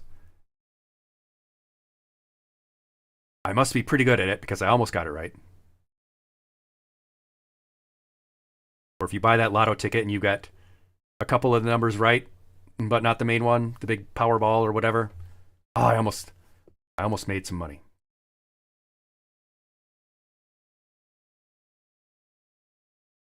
And chasing losses.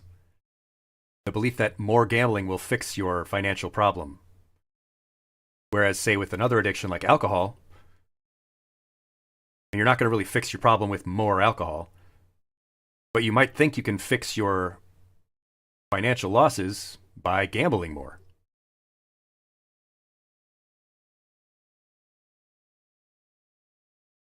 A big one, though, we have to mention is cognitive bias. Gamblers, people who get problems with gambling, they overestimate their odds. They begin to trust lucky streaks.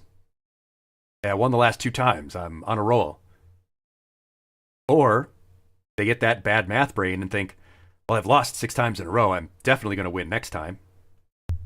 99% of gamblers quit right before they make it big time. What's the meme? Where you're digging for the diamonds and the diamonds are right behind the next wall, but you give up? Yeah. A lot of gamblers start to think that their skill will outweigh the weight of chance, and it just doesn't.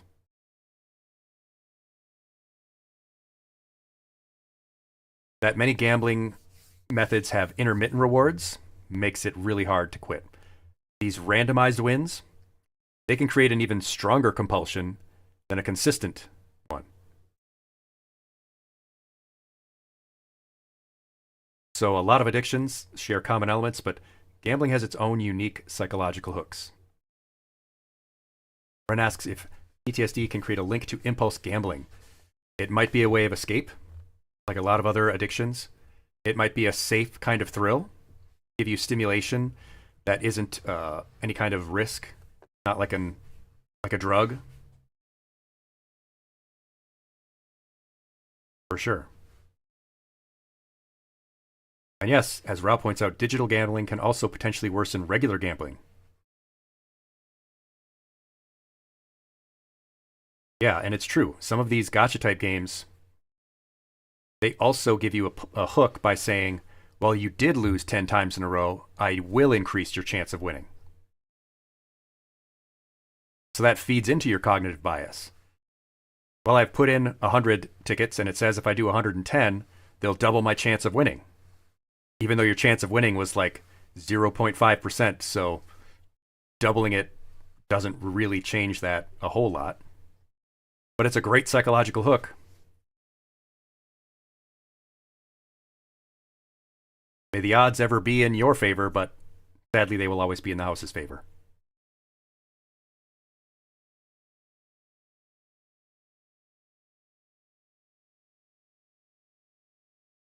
Some of the issues that are more specific to gambling, though, it's very concealable. As we mentioned earlier, there's less pressure.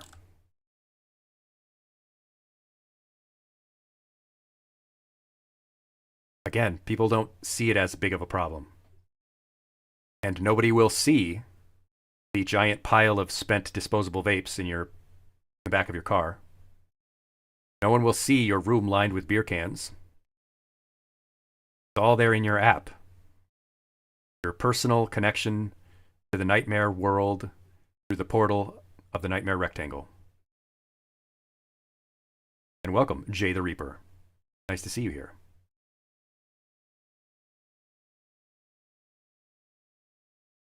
There's a delusion of control with gambling.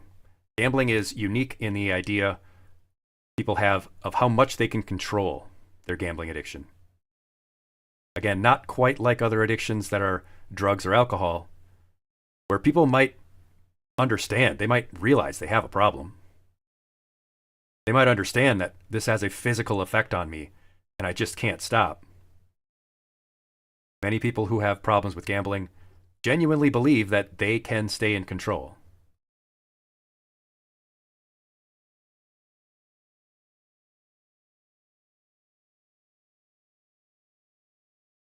By all means, ask Jay. I will answer when I have time for the breaks we do.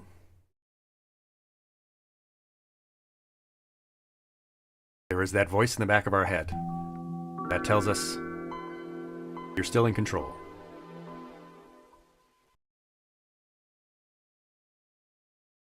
One of the other specific problems with gambling as an addiction is that it does explicit financial harm.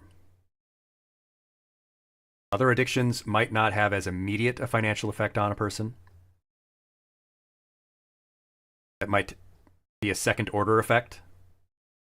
But for gambling, it is directly tied to the amount of money you spend. It is a direct financial harm. Even if you are winning sometimes, even if you are not losing a lot, you are still putting money into it one way or another.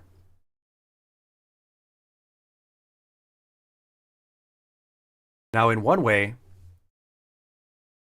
we're always spending money on something. I spent money on a Streamlabs subscription so that I could multi-stream. I put money into it.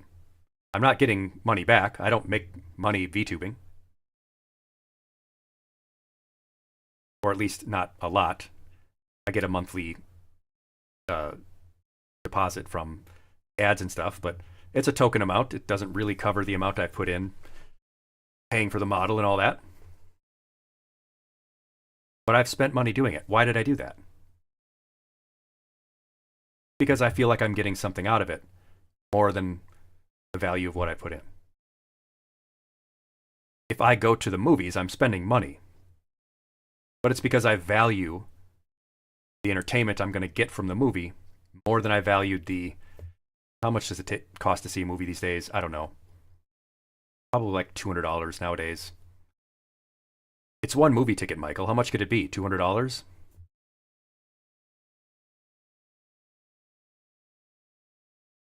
But you get what I mean. If you are still getting something out of it more than the value of what you're putting in, okay.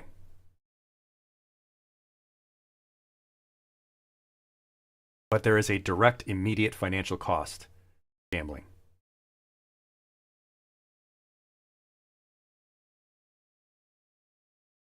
So what do we do about it? How do we address this problem in ourselves or others? What do you think, class? Try to think of one technique, tactic, thing you could do yourself or that you could suggest to someone else if they had an issue with gambling. Yes, Bloody Crayon. In some cases, the gambler, the person with the gambling issue, thinks that what they're doing is an investment. Now, in some cases, when you spend money on something like VTubing, it is an investment. You are spending money to maybe make money, or you're spending money just because it's fun. The entertainment value you get is worth more than the $20 a month you pay for a premium version of OBS or whatever.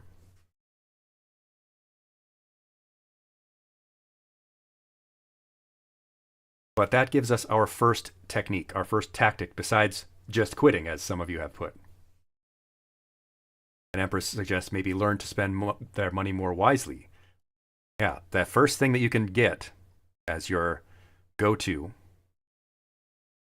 your first option, the first thing that you should do is budget out what you're willing to spend for entertainment. This does mean doing a budget. But think about how much money each month you would be willing to accept as a loss for just entertainment. That is, money that you know you're not going to get back. Like that money you spent going to the movies. They are not going to give you the money back.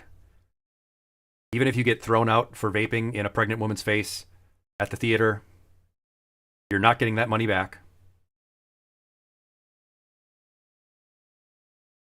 Especially for any kind of gambling where you think you're going to make money. You go play blackjack or you play the slots, you do poker, you bet on sports.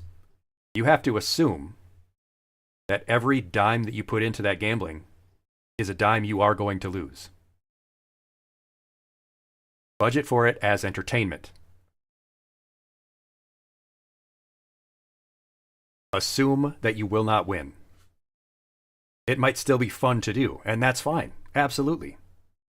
It might be fun to go out and have a few beers with your friends, even though alcohol isn't, a good thing. You're accepting a certain level of risk and a certain cost when it comes to gambling. Budget for it as such. And only budget what you can afford to lose. Find yourself some engaging alternatives, something that will satisfy that need for stimulation without the need for some kind of financial loss.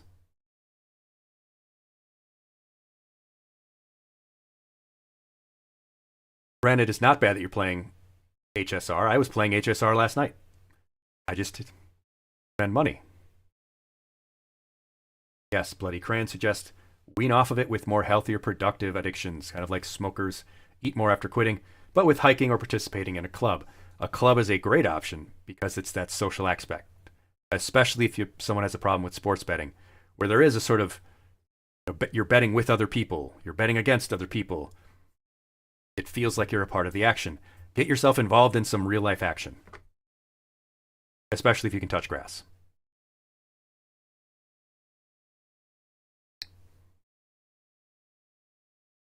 I've been working out, you say? MMD, yeah. I've regained my power to transform.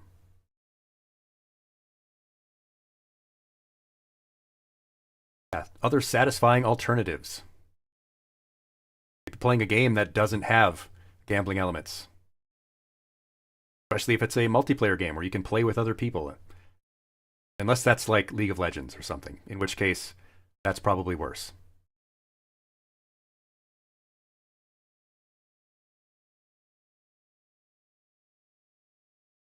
Take up competitive solitaire. You can't even play Microsoft Solitaire without seeing ads. Now they make you watch ads to play Microsoft Solitaire. Oh, Jay, you were asking about getting the model on there. I actually just gave ideas to a model maker that I found on VGen. And then setting it up via VTube Studio is actually pretty easy.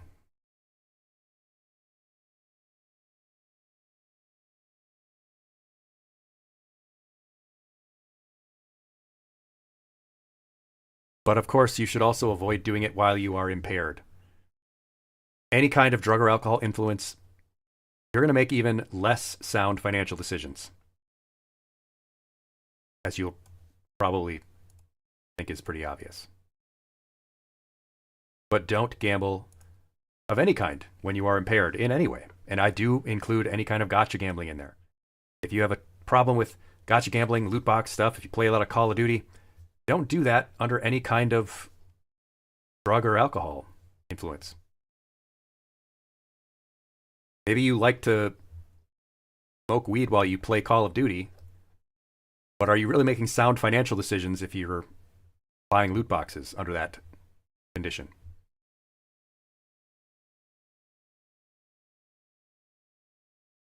And track. Track how much money each month you spend on these types of activities.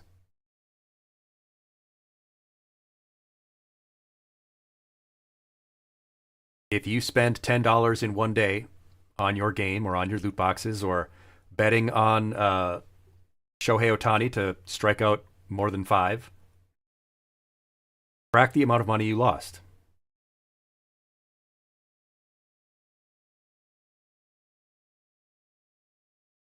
Look at it each week. Look at how much that adds up. Now that does actually harm you financially more than some avocado toast, which is really good, by the way. There's nothing wrong with avocado toast, but at least you're getting something out of it instead of losing your parlay. Yeah, $10 a day, $300 a month. Is that how much you're willing to spend on one type of entertainment?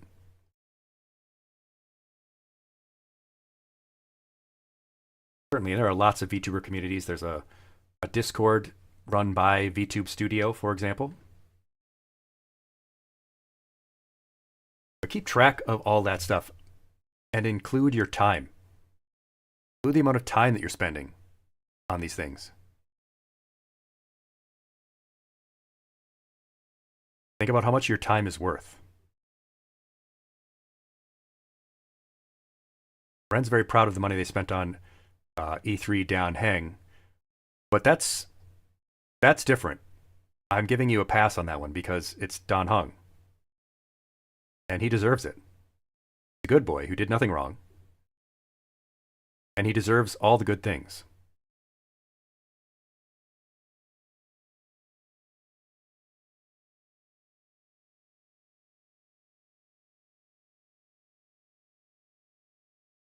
Something that we need to do as a society is get better control of the marketing out there.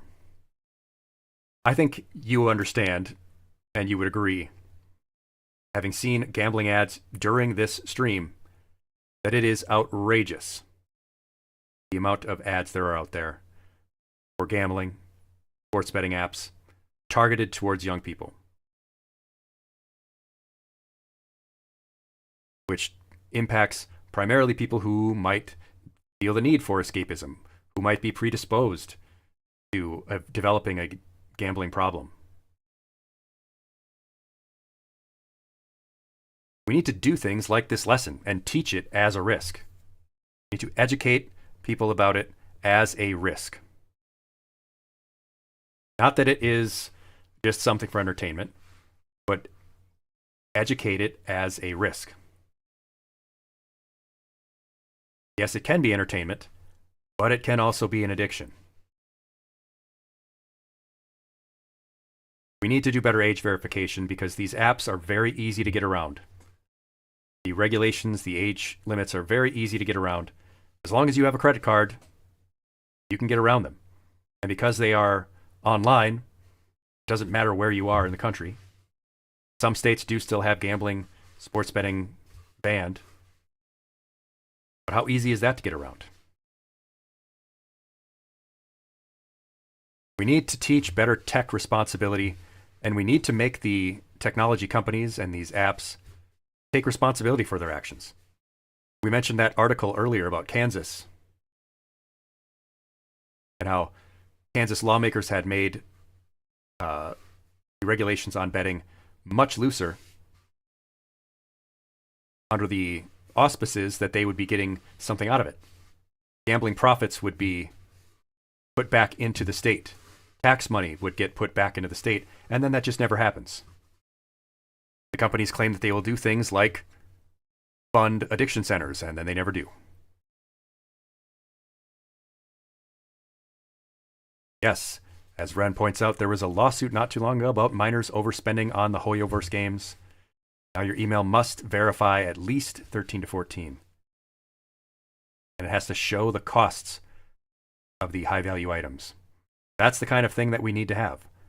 We need to make these companies take responsibility. So, remember, budget, engage, avoid, and track. Budget for entertainment. Find engaging alternatives, avoid while impaired, and track. Budget, engage, avoid, track. That's what we can do individually, and as a society we need marketing control, educate as a risk, age verification, and tech responsibility. So if you want to remember what you can do as an individual and what we can do as a society, remember, just BEAT, MEAT. Copper Huntress, what if it's a family thing that was basically passed down from your mother or grandmother? And yes, there can be a very high genetic predisposition to gambling addiction or other kinds of addiction.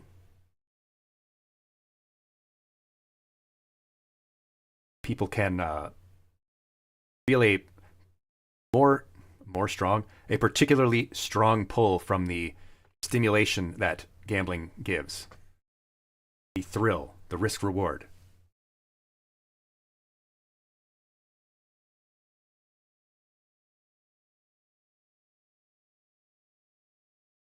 Suzumiya?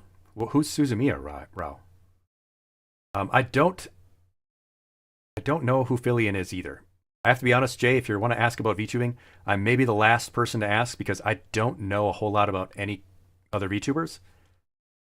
As a full-time teacher in the real world, I stream only a couple times a week. Half of my streams are in some way educational, well, a third. So I'm not the typical VTuber, and I don't know if I know anything about VTubing. I'm good at it. I mean, I'm really good at this. I mean, it's obvious that I'm funny and talented and smart, and I'm doing VTubing in a cool way that helps people, and my aesthetic is great. My channel's set up really nice. I have a great bio. Very professionally done. I mean, I'm fantastic, don't get me wrong. I just I don't know a whole lot about the VTubing world. And I'm also extremely humble. Extraordinarily humble and gracious.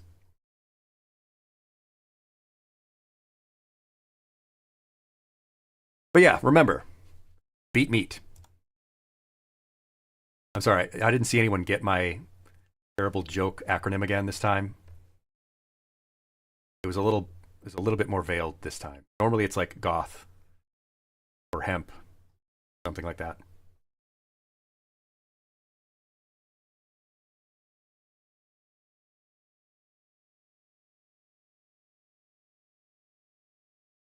Oh, that's what your Suzumiya, damn it, was. Rao, I don't know who Suzumiya is.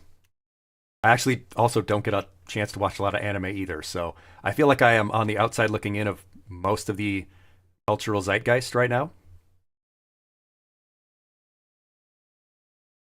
School doesn't even teach these things, Jay. Exactly. I love doing lessons where the topics are things that aren't getting taught in other health classes, IRL. Like we did that mental health first aid lesson recently. There probably isn't good suicide prevention discussion in schools these days. And my cultural osmosis has been tremendously sporadic. Thank you so much for dropping in, Jay. It was great to see you. What else can we do? What can we do when we're trying to talk to someone else? Don't shame. That's the number one thing. Don't shame the person for it. That never works in dealing with any kind of addiction.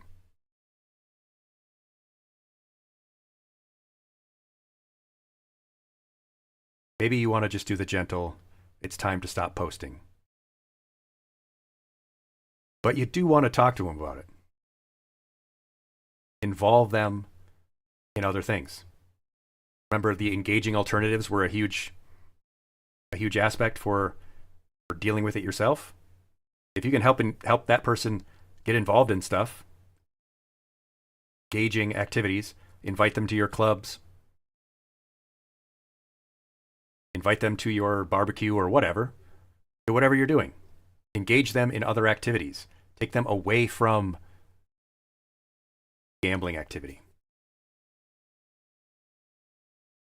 Give them other things to do.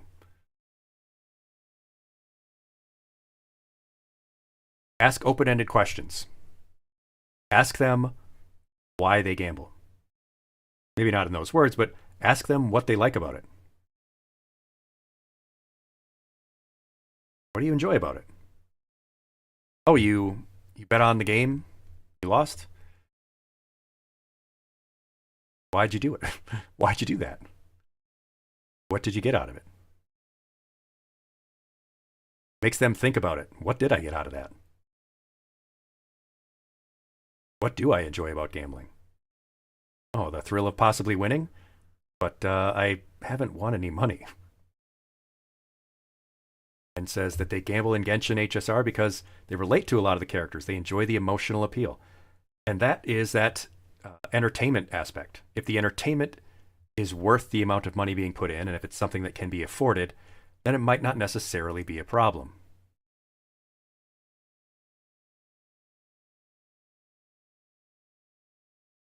But it does have to be thought about. You have to consider it. That's why the open-ended question is important. It makes the other person have to think about it. But just talk about it. That's the other big thing you can do. Just ask. Just talk about it. Get the person thinking about it. Because again, gambling is one of those addictions that gives a person a delusion of control. They think that they are in charge. And offer your time. Just offer to be there, to talk about it. This is another addiction where if they do realize they have a problem, they can feel a lot of shame. It is something that they will want to hide. But by just talking about it with them, you've given them permission to talk to you about it.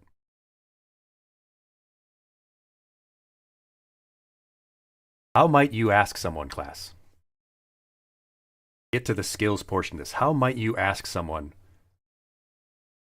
a friend of yours, an acquaintance that you think might be struggling with gambling? What might you say?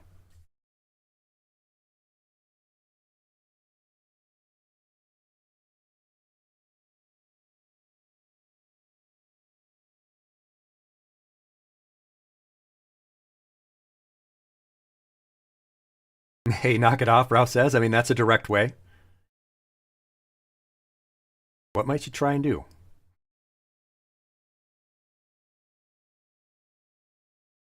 Let me gamble for you. No. I don't know why, but that just made me think of that stupid meme where the guy's injecting a needle, but like there's a ghostly Jesus behind him and he's like taking the needle for him. That one always weirded me out. Like, damn it, Jesus, I paid good money for those drugs. Stop bogarting my whatever.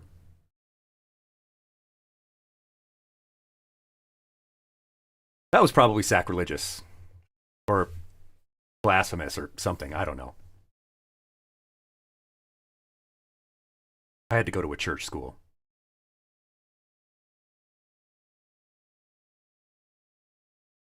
Offer a round of Russian roulette and raise the stakes to the max. All other gambling will then be as nothing. Oh. Going to hell for that one, Loresno? I mean, I'm probably going for other reasons. Maybe not, though.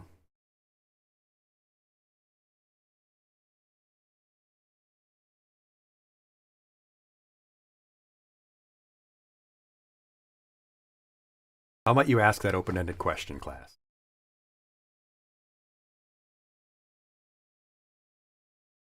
We're not gambling yet, Dr. Philorodika.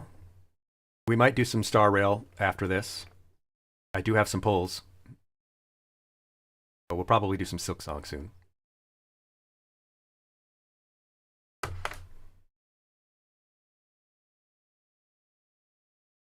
So, if I was someone who had a problem with, say, my Call of Duty loot boxes, how might you broach the subject?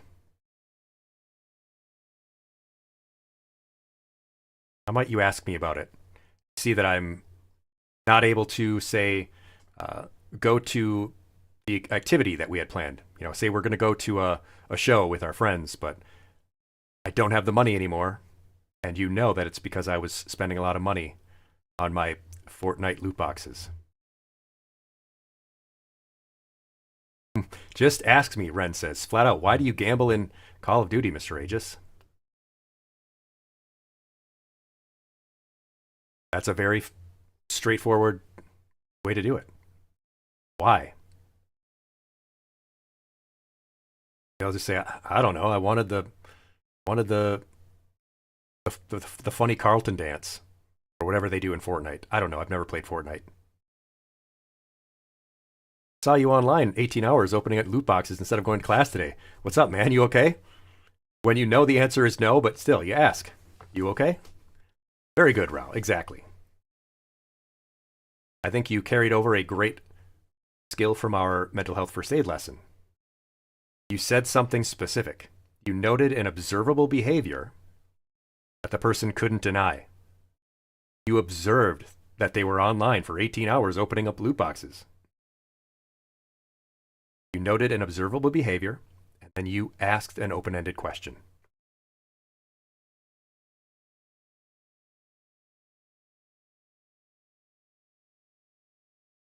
Could you get insert emote through challenges, Ren says. Oh. COD sucks, Safety would say. Back in my day, we played real first-person shooters like Doom. We didn't need dumb emotes and skins to feel awesome. We let our big friggin' gun do the talking. Yeah, exactly. We played real games like Doom on the 3DO or whatever. Yeah, don't follow that advice either, though. Unreal Tournament. Yeah, we used to play Unreal Tournament. Or maybe just Halo 1. 1v1 me, Blood Gulch. Pistols only. Or GoldenEye, slappers only. Slappers only, no odd job. Very good, though, class. So let's throw it back to you. Let's throw it back. I mean, throw it back to you. What other questions do you have? What other aspects of this would you like to talk about? Gambling and gaming. Gaming and gambling. Gamified gambling. Oh, I almost forgot to even mention a lot of the status and prestige with the gaming stuff. Those badges that you get.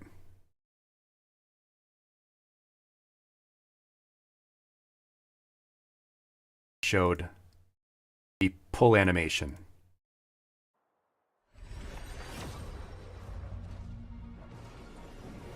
You get to show off, right?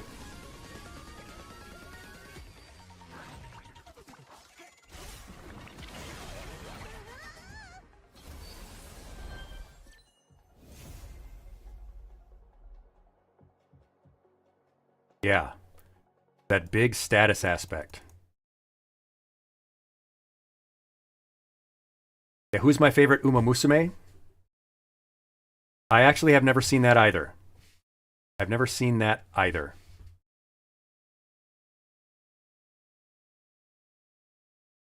I know there's the one horse that died recently, and people were very sad about that, and that is sad, but I was also like, I mean, the horse lived to be like 30 years old. It had a ripe old age, right? Like, it had a good life. I'm happy that it had a good life. Like, chill out. It was an elderly horse. Ara Urara had a good run. It's kind of a pun, since running was the thing that they did.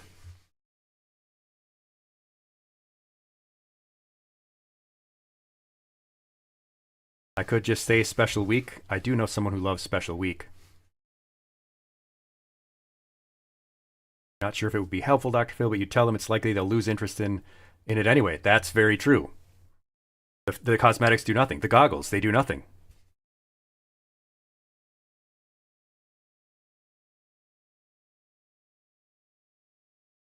And yeah, it's not like other kinds of gambling where you're addicted because you think you might win money. Spending money on all this stuff, it might be a game you don't even end up playing for a lot longer anyway.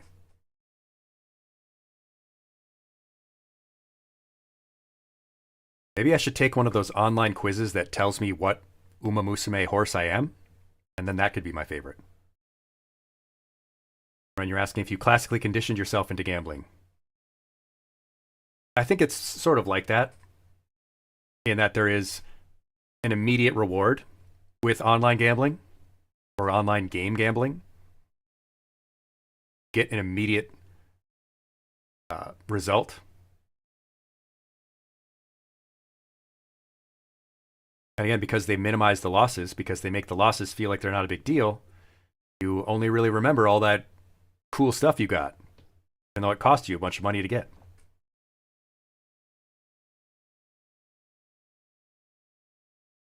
And the house always wins. They could make all of those items and characters and skins you want available at a set price, and they could make a lot of money. They could make that character cost $20, and people would pay for it. But not as many people as would pay $20, $30, $40 trying to win it. Trying to win.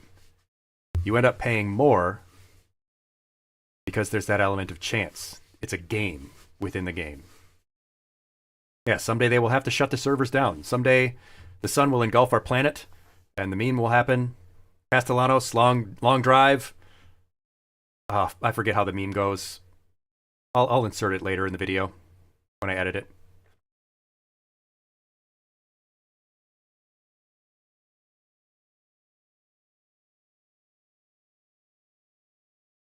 We love Don Hung, though. I do love Don Hung. He almost gave me a kiss at the opening of the game, and then March 7th had to clam slam me. Oh no, he's awake. Shut up, March 7th. He almost gave me mouth to mouth. And I've hated her ever since.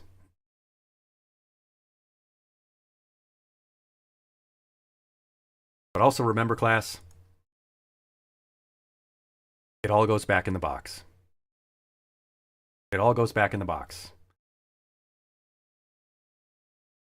I haven't mentioned this in a long time. I used to mention this more frequently in lessons, but I haven't talked about it in a long time.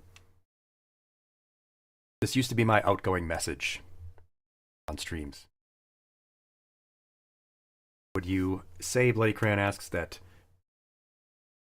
the consumer's willingness to participate leading to their vested interest by companies leads to being so widely accepted? Yeah, in the end, it is consumers that do need to take responsibility for their own actions. There are societal pressures that are involved, but ultimately we do need to rouse ourselves to action. In a way, I feel like that's tie it to VTubing. You see a lot of people complain about how certain VTubers are and how there's this trend of really troubling, disconcerting, problematic VTubers.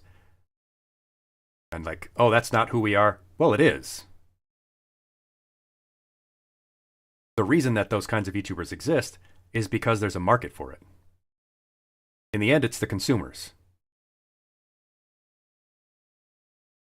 People are willing to engage with that kind of thing because they are addicted to, I don't know, content, to controversy, to drama.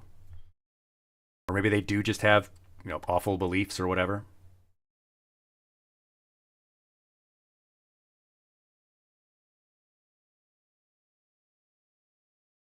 In the end, it is consumers.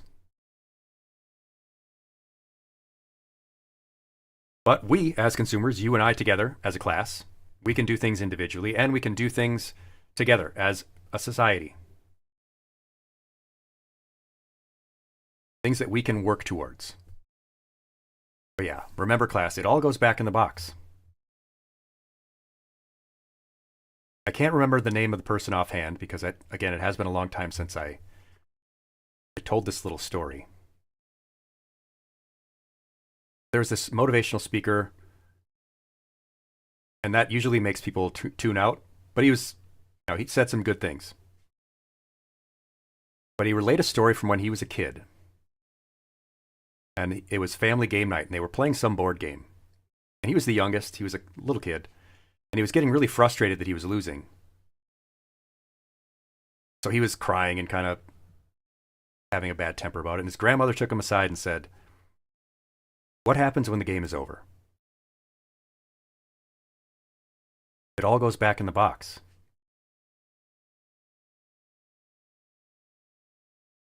And what's left? When the game is over, it all goes back in the box, and what's left? The experience you had.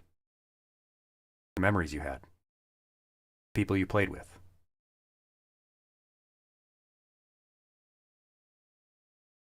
Did you make it a good one? Did you make this memory a good one? Or did your actions make it worse? In the end, the game didn't matter. It didn't matter who won or lost. It all goes back in the box.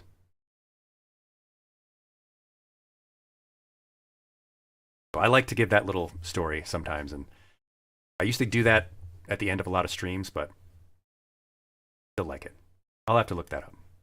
So we're going to take our next movement break soon, but I want to say, you did a great job. You did a great job in our lesson. You were very active in participating. You were very engaged. Nobody hit me with anything. And I think we all learned a little something. I always learn more when I teach about a subject. Are we having fun yet?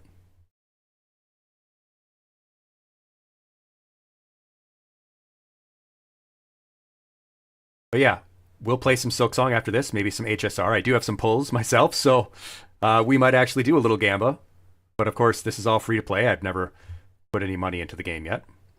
So we're going to take our next movement break, which means get up, move around, use the restroom, wash your hands. 1 in 3 people don't wash their hands after they use the restroom, and that's disgusting. Don't be a dirty. Wash your hands, and we'll be back after just 180 seconds after these messages from your local TV stations. I already have the Musketeers gloves. I have like 8 of them. Stop buying me gloves for Christmas, Grandma. I want Cocker's Bad Fur Day. I heard there's a nude mode. I'm not just a pretty face. You aren't even a pretty face. Got her. She sits side saddle on the worm. She rides worm side saddle. Do with that information what you will. And she was raised in a cultured environment. She was given a proper upbringing by the white lady. Well, the white lady's not the most proper lady, but she was, given good breeding. I shouldn't say things like that. That'll get misconstrued. She does have good breeding, though. Gotcha. Die mad about it. Stupid robot. All robot computers must shut the hell up. You do not speak to me. I do not converse with a kiosk. I am a divine being. You are a machine. You do not speak in my holy tongue. At the 9th bell toll, send 20 measures. 2 beats, smoke rock. I'm not gonna smoke rock. What are you, crazy? I don't do that anymore. Dang, look at that. Look at that figure she's got. Oh, I'm gonna skong! Oh! Humble yourself before the shells of those who gave their lives to hold our kingdoms. So this kingdom is literally built on the bones of innocent people. They're kind of like America. May I venture to know the illustrious names of my heroes? I'm Aegis. I'm your illustrious hero. I'm your lustrous hero. I'm your lusty hero. Yeah, I feel like, as I've said before, if I woke up suddenly with magic powers and a cosmic baseball bat, I don't know if I would have a whole lot of time for this kind of thing. I would be far too busy traveling the galaxy, going to exotic planets, having people fan me with giant palm leaves and feed me grapes.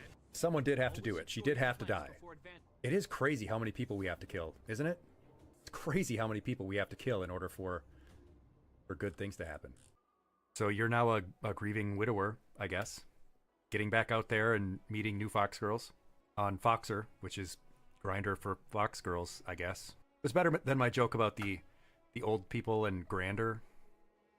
Grinder for old people. Requesting landing permission from ground control. From the bridge, I mean. Ground control to Major Tom. Or I guess in this case it would be ground control to Major Palm. I don't really know the rest of the song though, so hate that woman. I'm gonna get her. Yeah, that's Kafka. She turned herself into a bug or something. I don't know. Welcome back, everybody. Thank you so much for sticking around through the break. Yes, indeed, if you do want to have your little certificate of completion here, your digital certificate of completion, I will put one with your name on it and send it to you. You can join our Discord, and I will have that sent to you there in our link there in the chat. Of course, you can also follow us on Twitter and Blue Sky.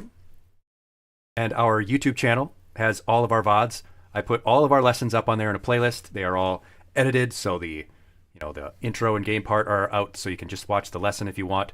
But of course, all of our game sessions are on there as well. All of our Silksong playthrough, of course, so far has been put into a playlist, edited by our new editor, Freemium Dude, who is giving me some really cool 10 to 15 minute long cuts of each stream.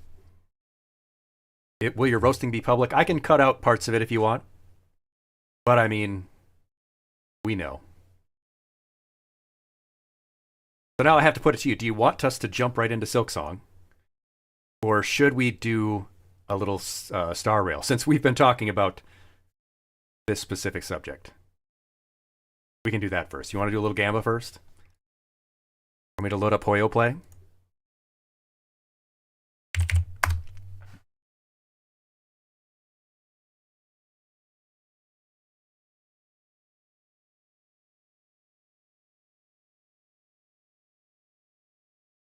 Yeah, let's see if we can get some good luck here without...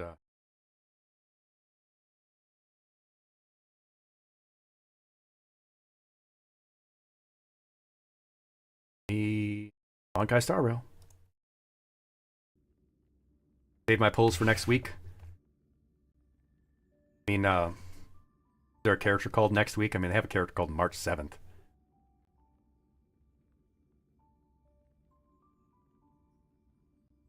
Oh, yeah, there it is. I see. I see that, Don Hung.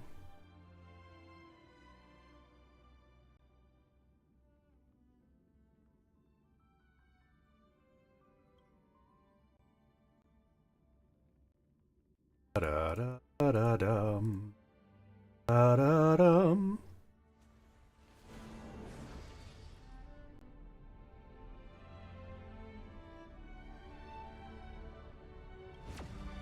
And of course, if you want to add me on Star Rail as well, that's perfectly fine.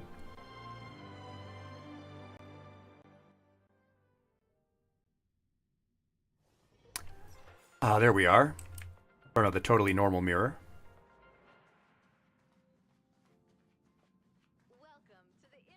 Hey, it's the little furball. Little furball himself. How's my Trailblaze level? Level 59. Level 58. Now, Pom Pom was pretty rude to me early on. It led me to say some less than positive things about Pom Pom.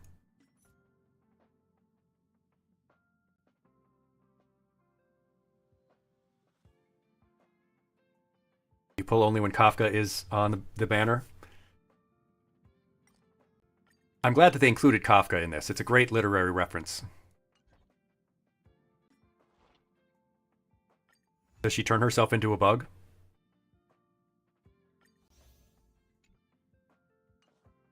The outfits in this game are ostentatious. They do feel like things that a VTuber would wear, right?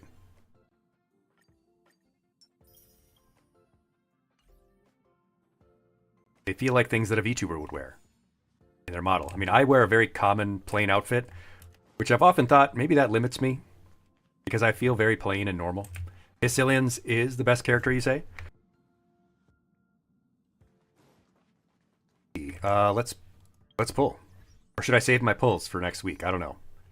I have 41 Star Rail passes, the special ones, and 13 of the regular ones. I should gamba, you say? I really don't know what I'm doing in this game yet. Even though I'm at this level, I still don't really understand the game.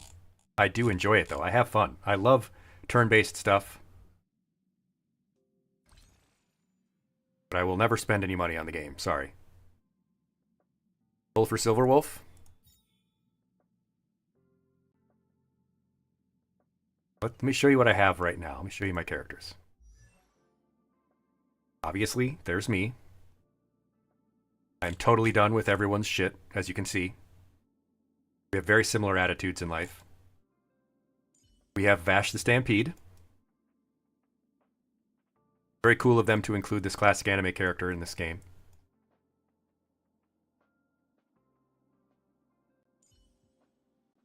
We have Lelouch.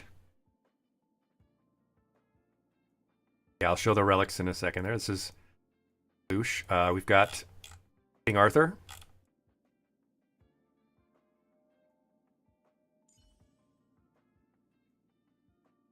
All.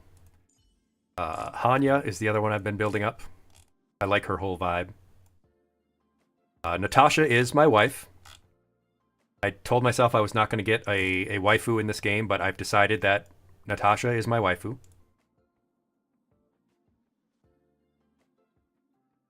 She's absolutely perfect. She's the most precious person I've ever met.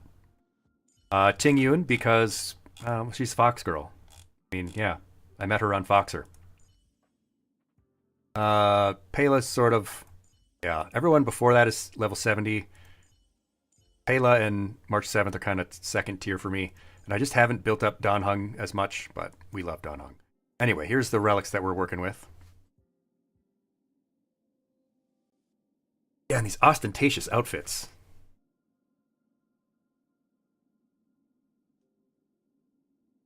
Vash the Stampede has all the quantum stuff, which seemed to be what they told me. Put on.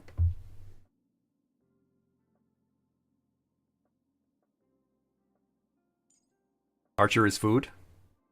Mmm, delicious. On Lelouch, Lelouch, we've got the increased healing output one. And something for damage control.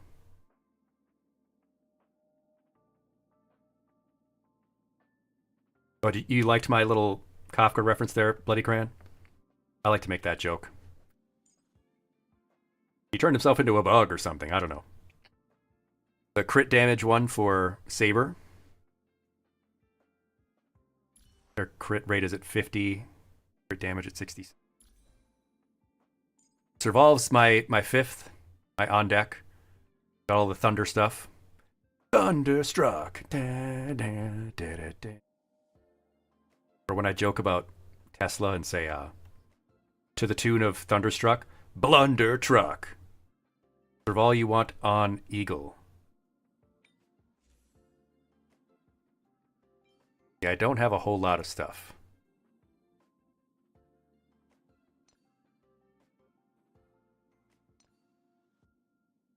But I can go for that stuff. What is this? Firesmith alloy lead.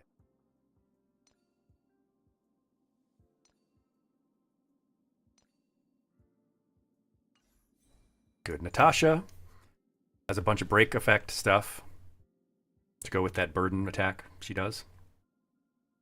And some defense and speed, which 137.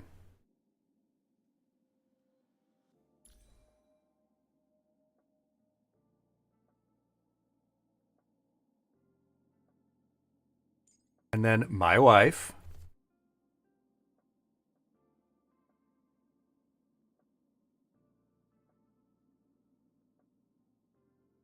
Others attack. Going healing included. Ting Yun, I've been told I should use more for her effect on Archer. And I should increase her attack because her buff of others' attack is based on her attack, right?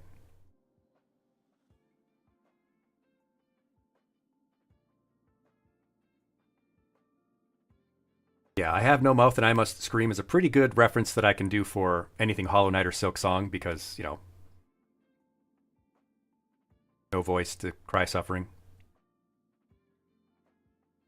No mind to think, no will to break. No mouth to scream suffering. Yeah, but I'm pretty good so far. Level up the glove piece first before anything else.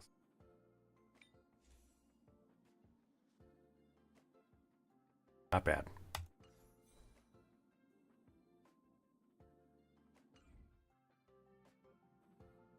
How game sounds are... it might just be very quiet. There's also just not a whole lot playing right now. Yeah, it's just really soft. I keep forgetting that sometimes I put the music down and have it sort of play in the background while I watch videos, because I do the overstimulation too.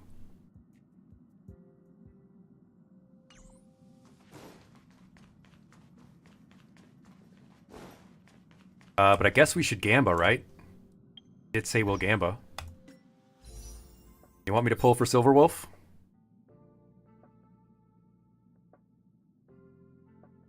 Should I put 10 tickets in the slot and see what I got?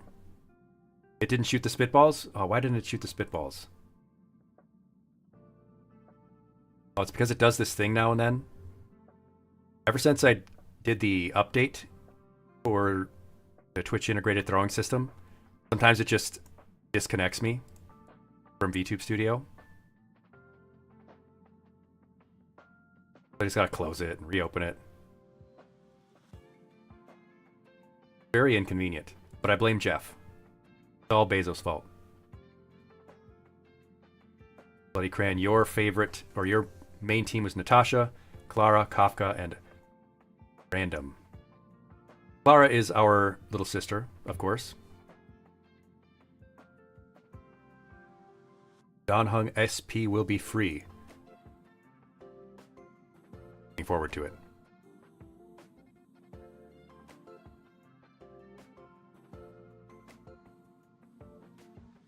Wow, wow, wow, wow, wow, wow, wow.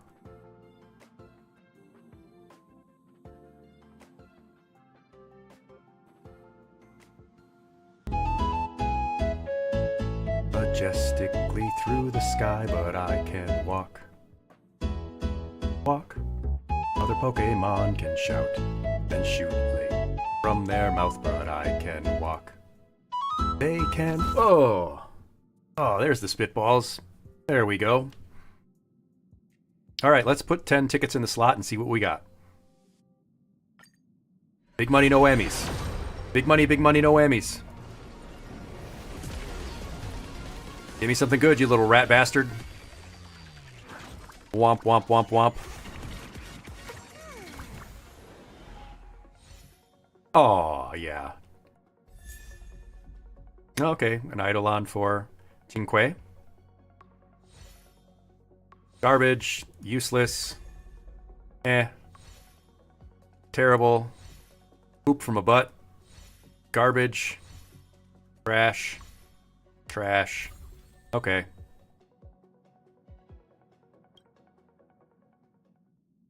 I do like Cinque. I like the idea of a sort of... As a character, she's gambling too. It's kind of meta. Like, she's gambling with the Mahjong tiles, but also you're gambling in the game. And her damage is based on the Gamba. I heard you liked Gamba, so I put Gamba in your Gamba so you can gamble while you Gamba. What is my Cinque Eidolon level? I will have to check that. I have to see what I have on her anyways. Right there. Just two. Just like a game of tiles. Life's just like what's gonna come up next. Oh my god, she literally just did some Forrest Gump. I like the character though. And I got the quantum stuff on her too because she's all...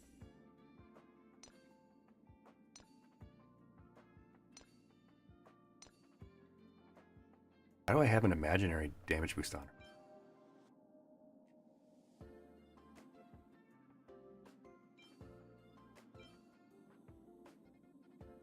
Extra Gamba for more damage?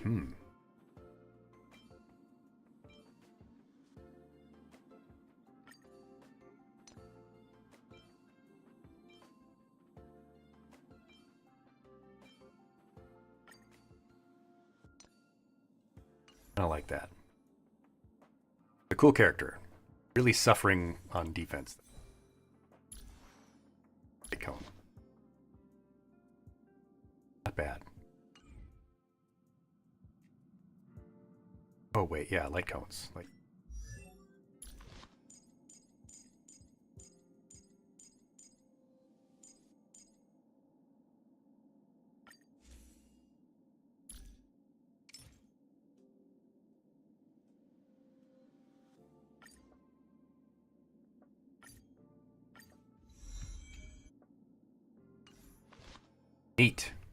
Alright, we've got some more Gamba to do.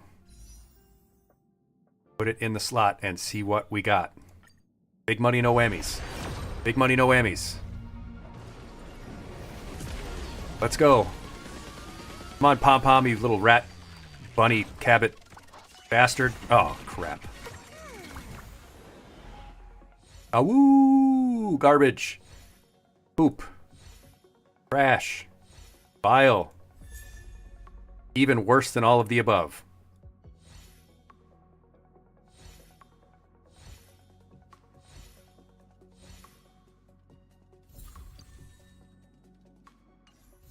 Stupid Sampo.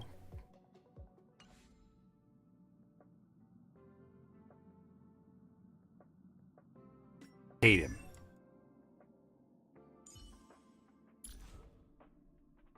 But I ended up with a bunch of his Eidolons. Jerk off. Alright, come on. Give me something good.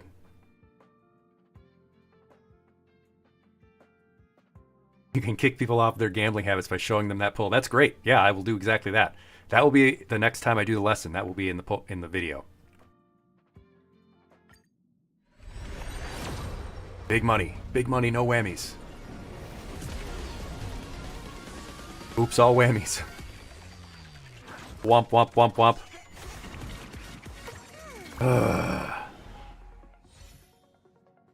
Whammy. Whammy. Whammy. Whammy. The moles welcome you. Oh, that's at least cute art. But you see what I mean? Even though I lost, it makes me feel like, or think like, while getting something out of it, I can at least salvage these and get some gold flecks or whatever they are.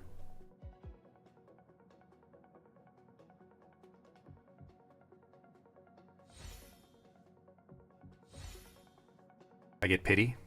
I'm getting pity. See?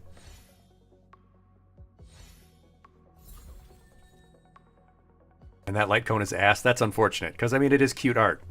The moles are cute. That's our other little sister. I have 3 little sisters, so it's like, all right, this is our last 10. Come on, give me something good. Big money, no whammies. I'm gonna take it out on you, Pom Pom, if this gives me nothing. Your stupid train. After everything I've done for you.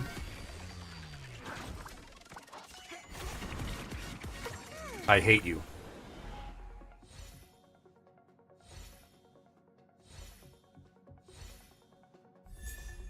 Oh, well, that's at least an Eidolon for Don Hung. Single pull magic, maybe.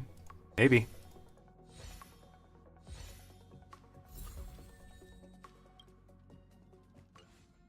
Alright. Alright, Dan. Good ascend. We're at E4. Don Hung uses his ultimate to defeat an enemy. He will immediately take action again. Okay, I like that. Have any relics on down? Oh, that's right. I was messing about with them earlier. All right. Single pull magic. My last card, Pom Pom. Gamba, Gamba, Gamba.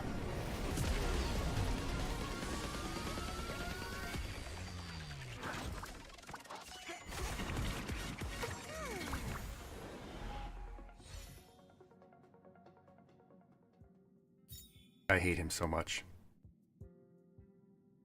All right, we'll put 10 in here.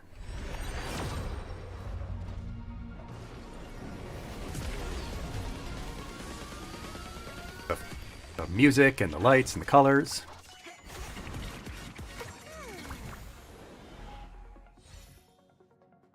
Thanks for nothing, you little rat. Aww. I don't know if that cone is any good, but it doesn't matter to me because we love Arlan too. Arlan's our little brother. Got our 2 little sisters, Lara and Hook, and our little brother Arlan. We saved him from that weird Jordan Peterson phase that he had. People who haven't played this game are going to be like, what the hell are you talking about?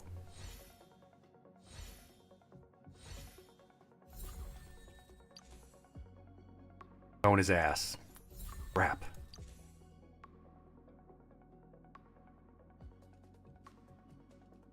Oh, so this is basically a punch above your weight card. So you deal extra damage generally, but you also deal double damage if someone has more health than you. It helps a little guy punch above their weight, but it doesn't seem like a great card. Fine. Fine. The game has decided. The fates have decided. The gods have decided. You are not going to get anything good.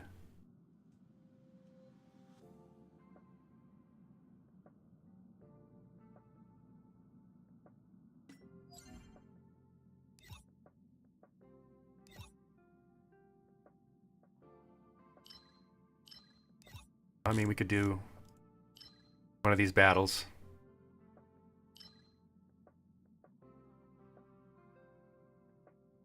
Bum, bum, bum, bum, bum.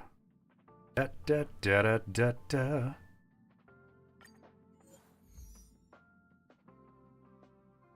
You're gonna donate for Gamba? Oh no. I'm vicariously beating your addiction?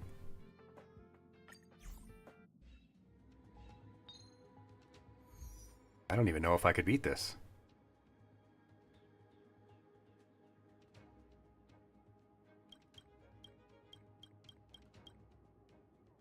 You have 8 characters at level 70. Quantum would go here. Damage dealer here, I guess.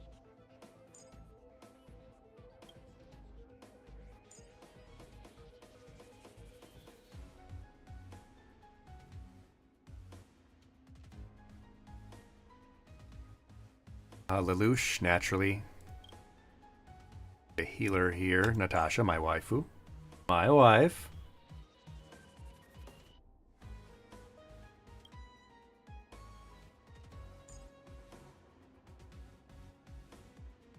Dun dun dun dun dun dun dun dun dun dun. My wife, Borat voice.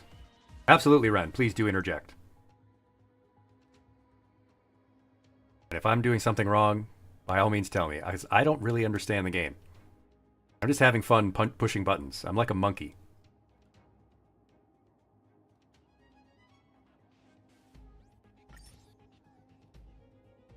Oh, it tells you a good clearance lineup, but I don't have most of these characters.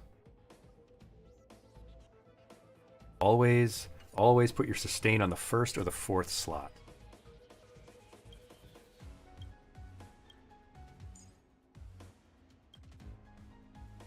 Da-da-da.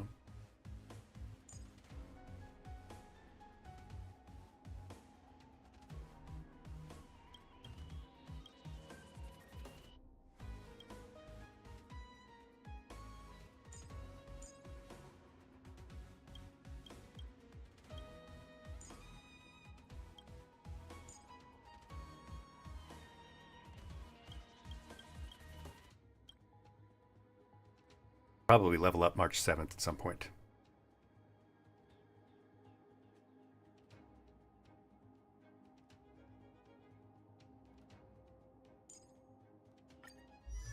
These has the higher.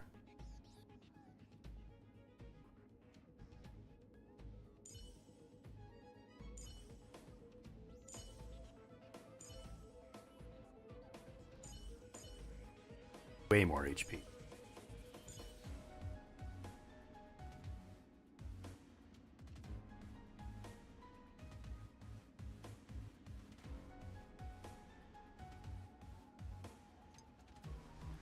Dun, dun, dun, dun, dun.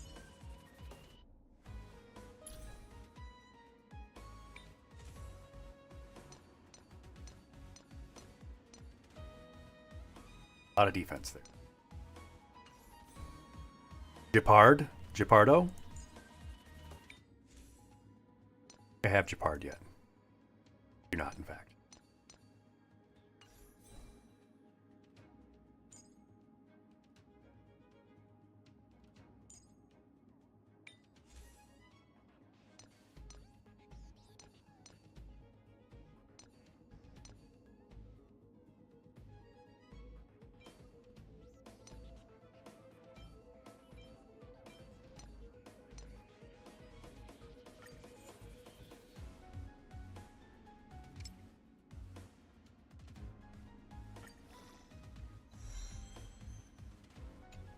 Not bad.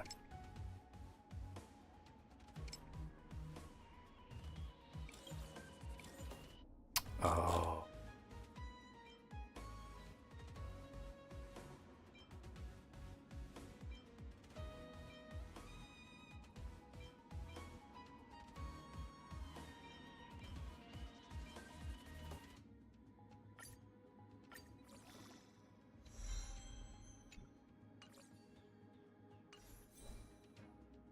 Okay. I'll just give it a shot. You'll see how I play.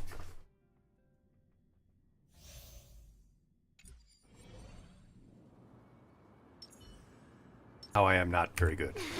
Cool. Alright, buddy.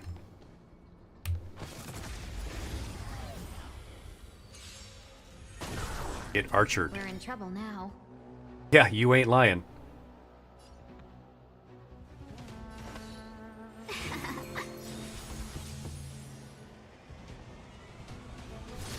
This song's for you. This bud's for you. Turn it up. He's mad. Big mad.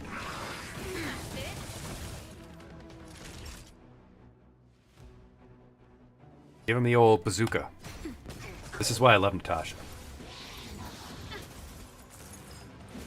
Owie.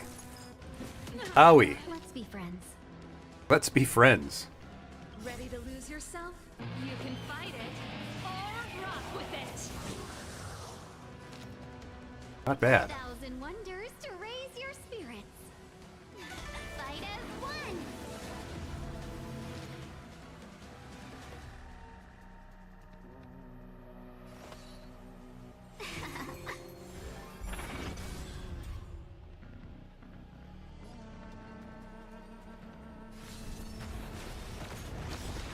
Seize the moment. Seize the moment. Use the moment. You own it. Gotta never let it go. You get one shot. Do not miss your chance to blow, or however Eminem says that. Get followed up, nerd. Please heal me, Natasha. I could really use some better healing. Just in time. Just a little something. Why do they do this close-up of her booba? You don't need to do that. Oh no, the saw. I'm getting my face sawed off.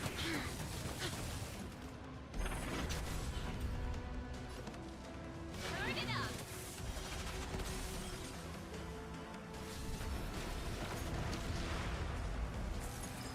up. Owie.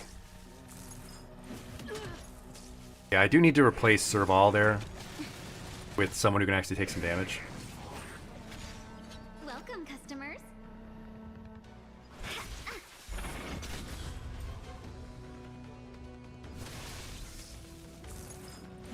Owie. It hurted. Oh, I'm dead. Oh, I'm dead. Oh, it's over.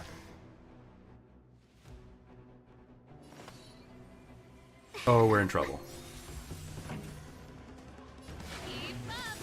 1,000 wonders to raise your fight as one. Ready to lose yourself? You can fight it or rock with it. Ouch! Seize the moment. Stop hurting me. Oh god, phase 2? Yeah, this is over.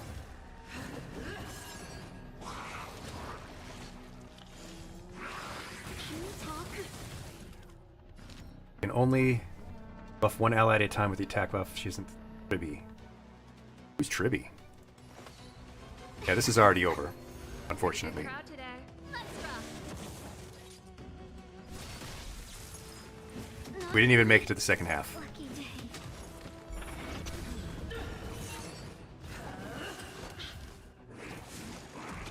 That's it. This song's for you. Turn it up. Ouch, that was rough. That was definitely a terrible defeat. I need to get good. Get good! Welcome to the Inner Astral Peace broadcast. Good evening. Going back to my room.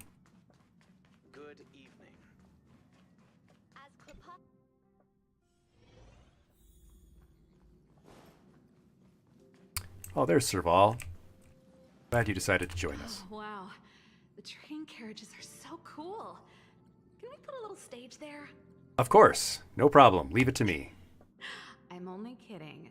Don't tease me like that, Serval. But if you like, I could give you all a small private sofas here, all look tailor-made. Oh, Perfect wait, you for were talking about a small guests. private show? Thanks for inviting me.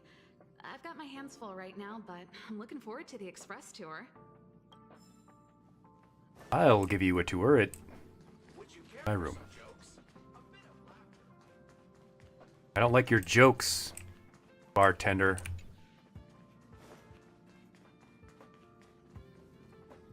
Oh, there's Silverwolf. What's up? Would you like to play a game? I'm pretty good at board games, you know. Sure. Oh, yeah. Holograms can't move board game pieces. The Nameless must really be a nostalgic group to be using physical board games in this modern age. Hey, I will whoop your ass in cribbage. I will do it. You all have so much space here on the Express, and not so much as a single arcade machine to show for it. There's an arcade machine in my room. For some friends, and I'll teach you how to play 13 star steps. I'm good at party games too, you know. Yeah, you do look like you like to party. I slander everyone in this game, Ren. I absolutely slander everyone. Look at my banging room, though. I love this place. Got Pac-Man here.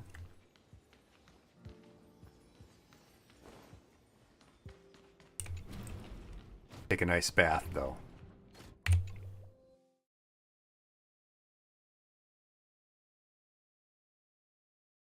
Chilling out, maxing, relaxing. I feel much better.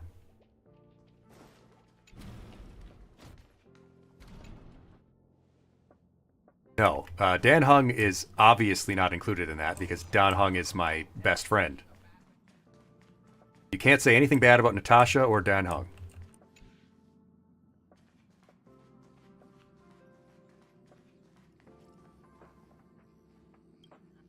I guess we might as well continue the story. We can do this, other than some Silk Song.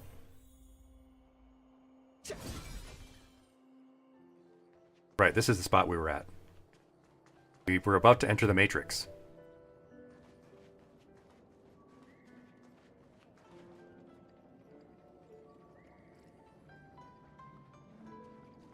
I only hate on SP because it's fun and funny.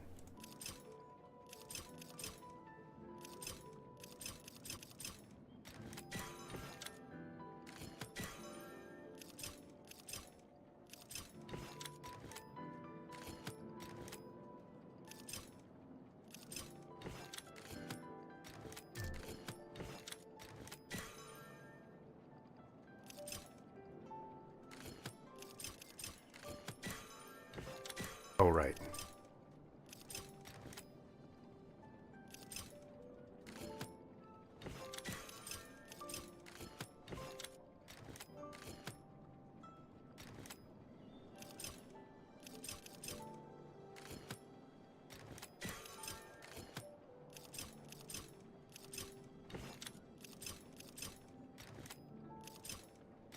Gotcha.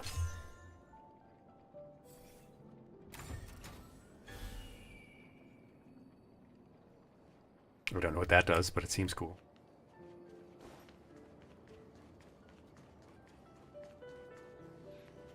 Jingque and Fushuan, what's up? Is this what I get? No reward and a bunch of extra work? Yeah, that's usually what happens when you do a good job at work. The Master Diviner wants me to restart the Matrix of Prescience's base terminals. And bring you along for the ride. Well, I've done all the work so far, Jingque, so, Oh, hey, you might get a promotion and a raise, and then you can spend more money on your, Mahjong addiction. I worked so hard on getting transferred to the repository. It's the best place to slack off and be invisible.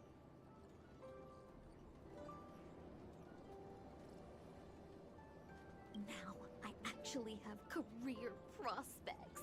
This is terrible. I think it's time for you to get a real job, Jingque.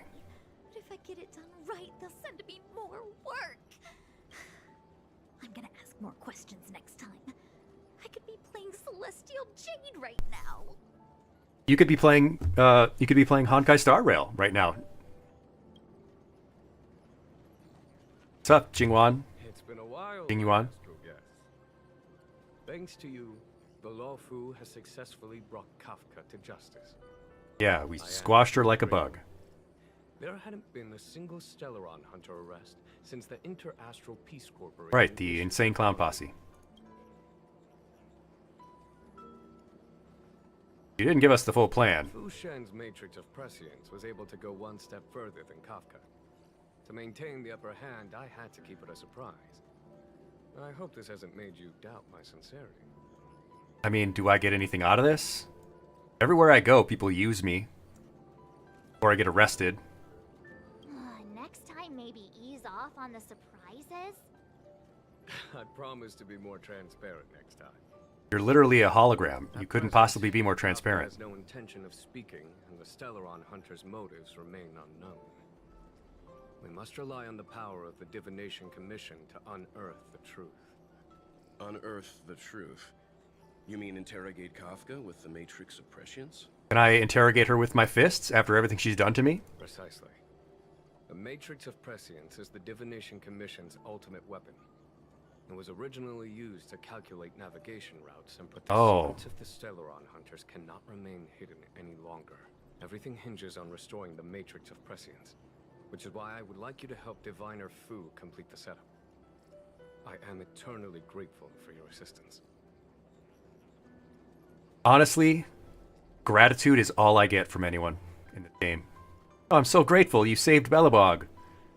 Sorry that we had to make the person who tried to kill you into a martyr.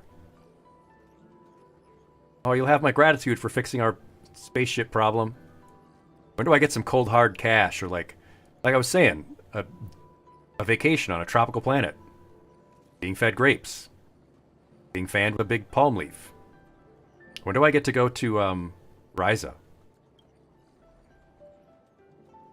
Yeah, I have equal opportunity slander for all in this game.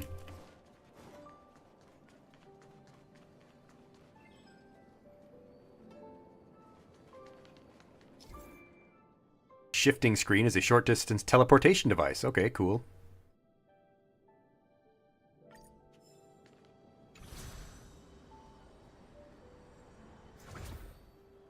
Neat.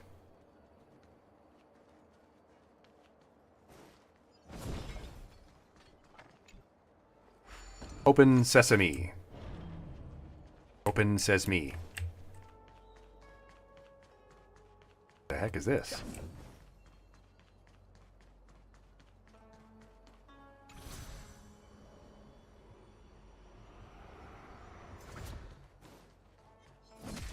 Get got, buddy. Take that back shot. Destroy them, Saber. Kill them all.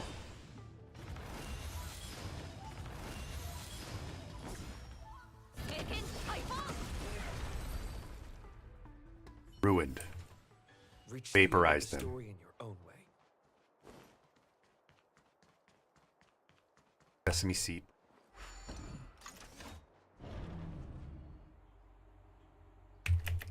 Do the story.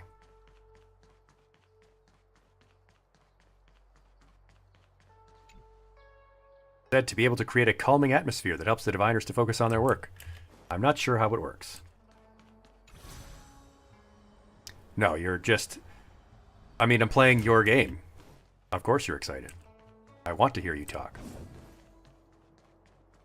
It's why you're here, right? It's why people watch VTubers and live streamers in general rather than just watching a video of someone play a game. You get to be a part of the action, so to speak. See nothing? Let's wait and see. Kishi no Tamashio.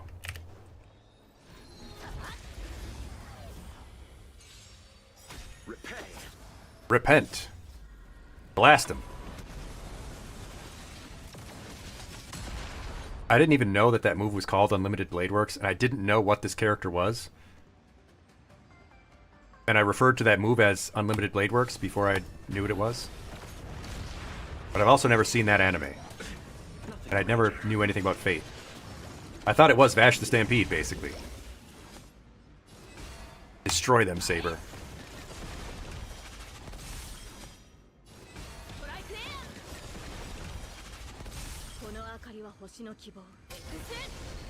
Kill them, King Arthur. I'll see you off. I'm on guard.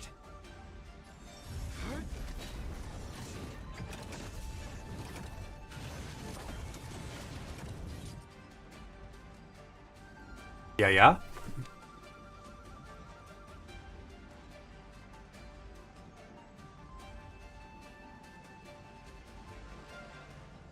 I like to use your Don Hung.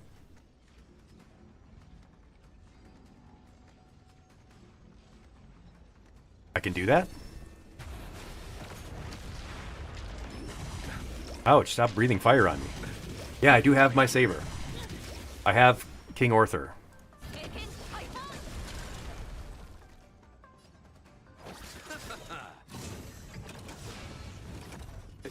Get him. Casket blast him. Degema Beach. Oh yeah, yeah. When I do the Kalik stuff, yes, for sure. Great. Oh no, Mom found your piss drawers. I hope she didn't ground you. You have to go to school tomorrow. Lance ablaze. Flaming lance. Great to have you with us. Oh no. Stop hurting me. You chose the wrong enemy. Stop hoarding me.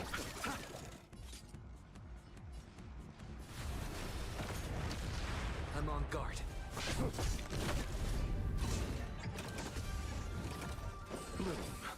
God, I love Lelouch. So cool. That hurt though. That did hurt a lot.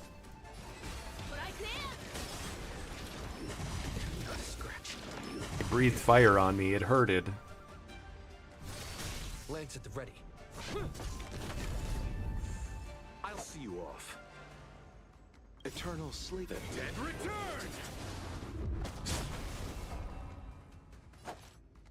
I keep forgetting how much health I get from him without even having to do the restore.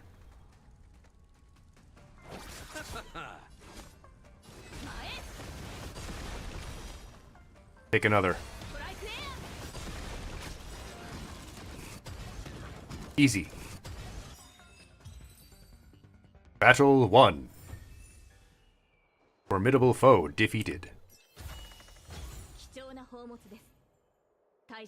More gloves. Like I said, Grandma, stop buying me gloves for Christmas. I want Tomb Raider. I heard there's a code you can use.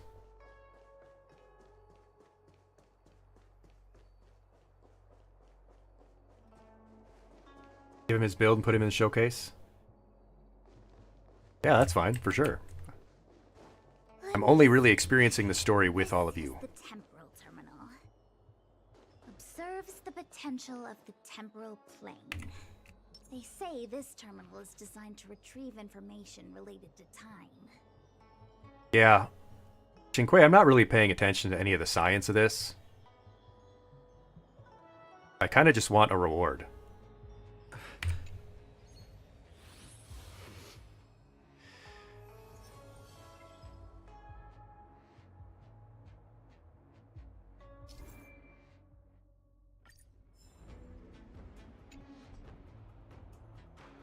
Oh, I have to do stuff? You're gonna make me do work? Don't like that.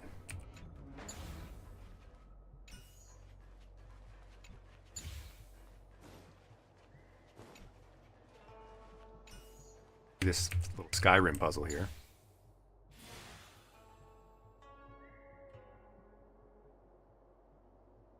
That should do it. You couldn't do this yourself, Cinque? Matched up those symbols. Is that it? Are you that lazy, Cinque? The more complex something is, the more important it is to keep it simple. If it's so simple, why didn't your master diviner come and do it herself? Yeah, that's a good question, March 7th. Maybe deep down she just wants to be lazy once in a while. Like me. She's just delegating. Drink a little water to hydrate yourself.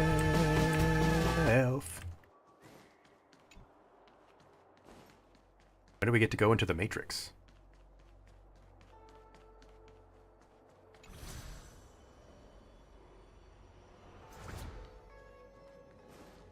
All right. We'll activate your almonds for you. Lazy bastard.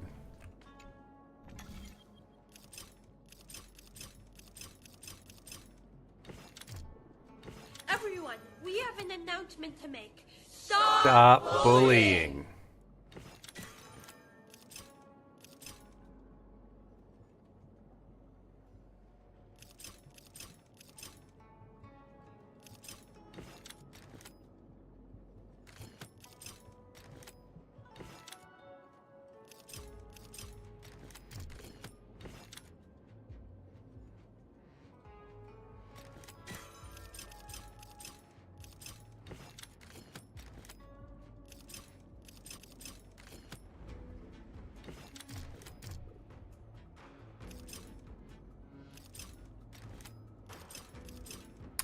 My brain is very small sometimes, so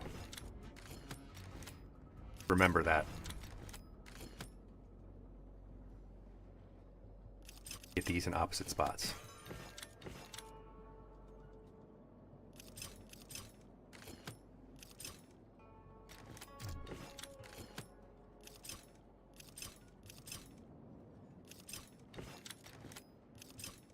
There. You ditched...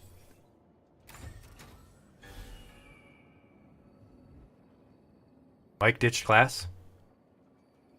Mike ditched class? Where's Mike?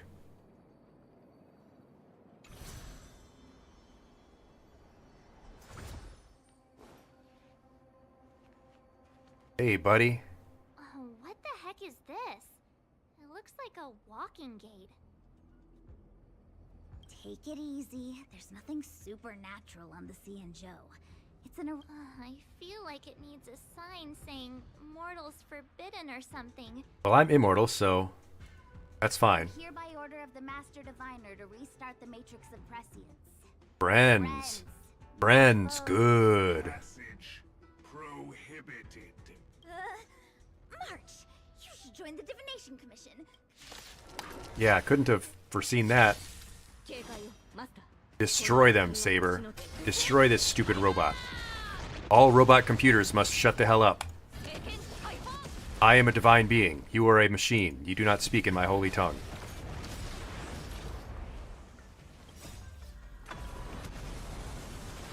Unlimited arrow to the knee works. Reach the end of the story in your own way.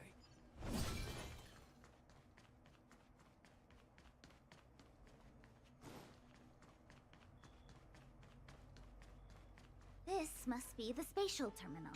Yeah, Say this time and terminal space, is we get designed it. to retrieve information related to space. You probably could have guessed that. Yeah, I could probably have guessed about the space thing from it being called the space terminal.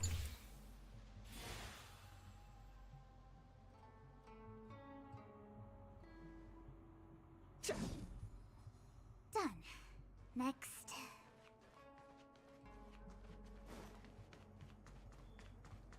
Sounds good to me.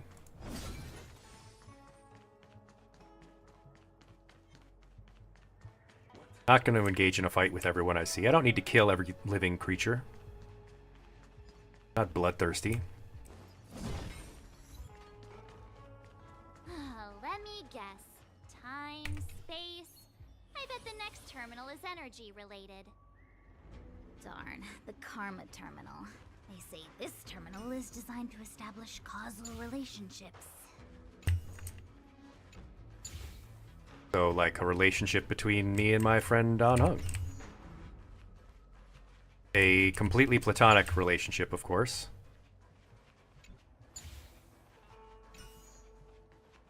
I am I am with Natasha, obviously.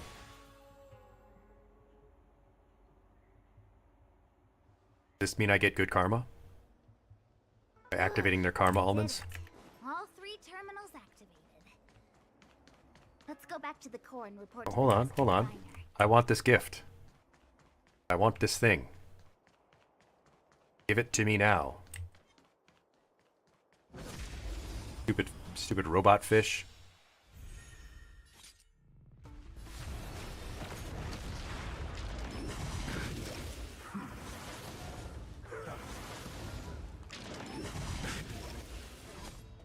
Had enough of your fire breathing. I'm on guard. Get taunted. Take one of my Lance ablaze. mocking taunts, or whatever that move in Dungeons and Dragons is called.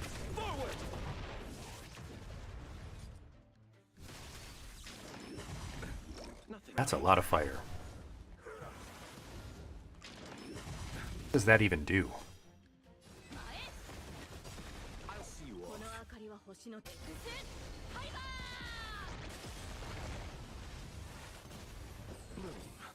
Ouch, that hurted. A lot. Eternal state. It's time.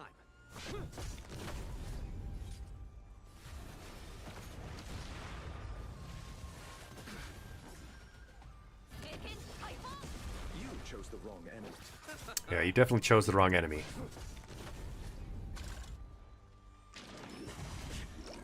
Now your fire can't hurt me.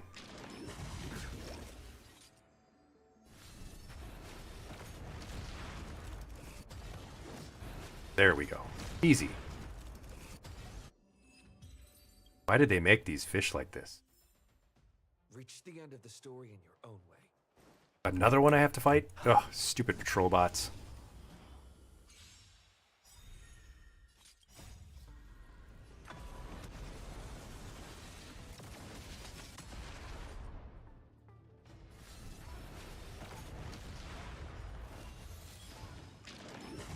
Not a scratch.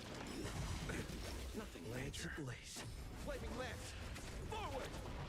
Yep, spears and lances, king of battle, as I've said before.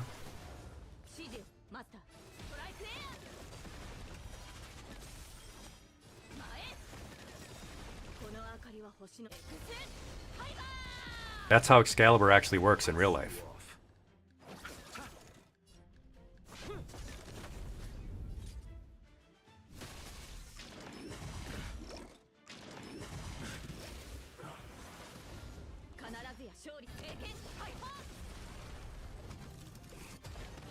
Wow, what happened there?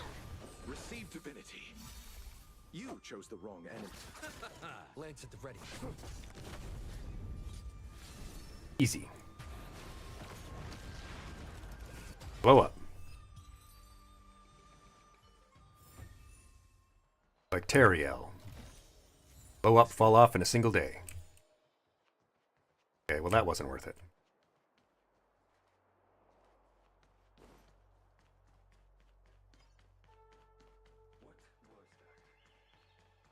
Must have been the wind.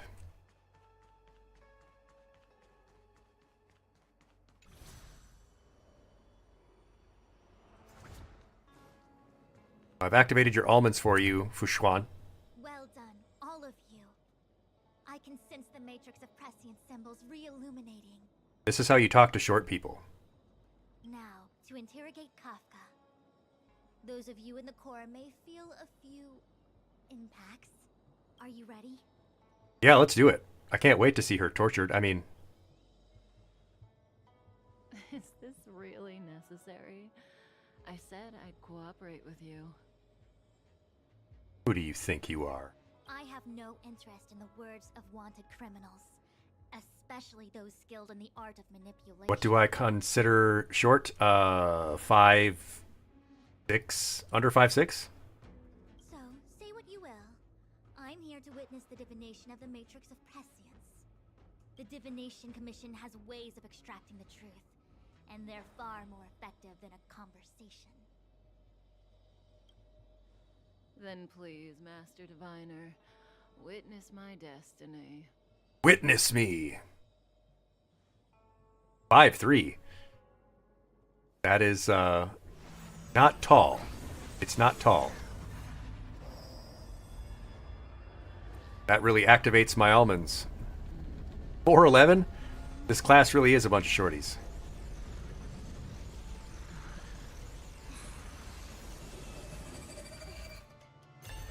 This is going to go poorly. Could have seen that coming. I didn't need to be a diviner to know that this was going to go poorly. All for that? Well, not what you were expecting. I'm gonna put her in jail. But the Matrix of Prescience cannot be wrong. What did you see? Kafka has nothing to do with the Stellaron, but you. It's you. Yeah, I am a Stellaron. I know that. She put it in my chest. I didn't ask to be born. Absurd. I'd never have thought it. I sense more of your stupid riddles, little girl. Ask her yourself. Take as long as you wish. Oh, I will. Report this to the General immediately. Please excuse me. You're excused. Get out of here. I'm gonna deal with this bug myself. You go ask her. I know you still have many questions for Kafka yourself. Yeah, I got plenty. I got some vinyl CDs out of it, though. That's cool. Hey, you. Hi. Yeah, I got a bone to pick with you. You haven't changed a bit. I'm sorry you have to see me in such a sorry state.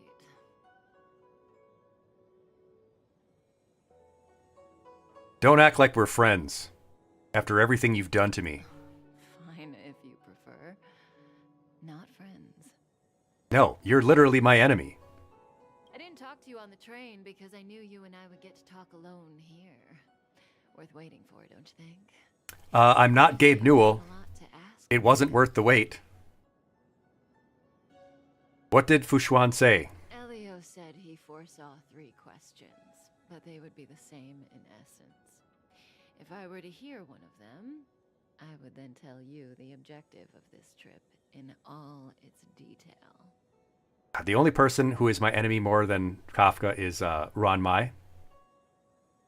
Because she drugged me. And she lied to me and said I would be poisoned. Since you asked one of the 3 questions, it means everything is going smoothly. Are you ready to hear my answer? You just better start talking. Cienjo's Stellaron problem is not directly linked to us. But if you look at it from Elio's perspective, you can't say the Stellaron hunters are completely innocent. We foresaw all this long. Oh, I know you're not innocent. You're but evil. Chose to remain indifferent until the time was right for us to get involved. Diviner Fu was surprised because she discovered 3 truths. 1. The Stellaron hunters are not enemies of the Cienjo. You know this now, though you refuse to believe it. 2. Someone else brought the Stellaron into the Cienjo and activated it.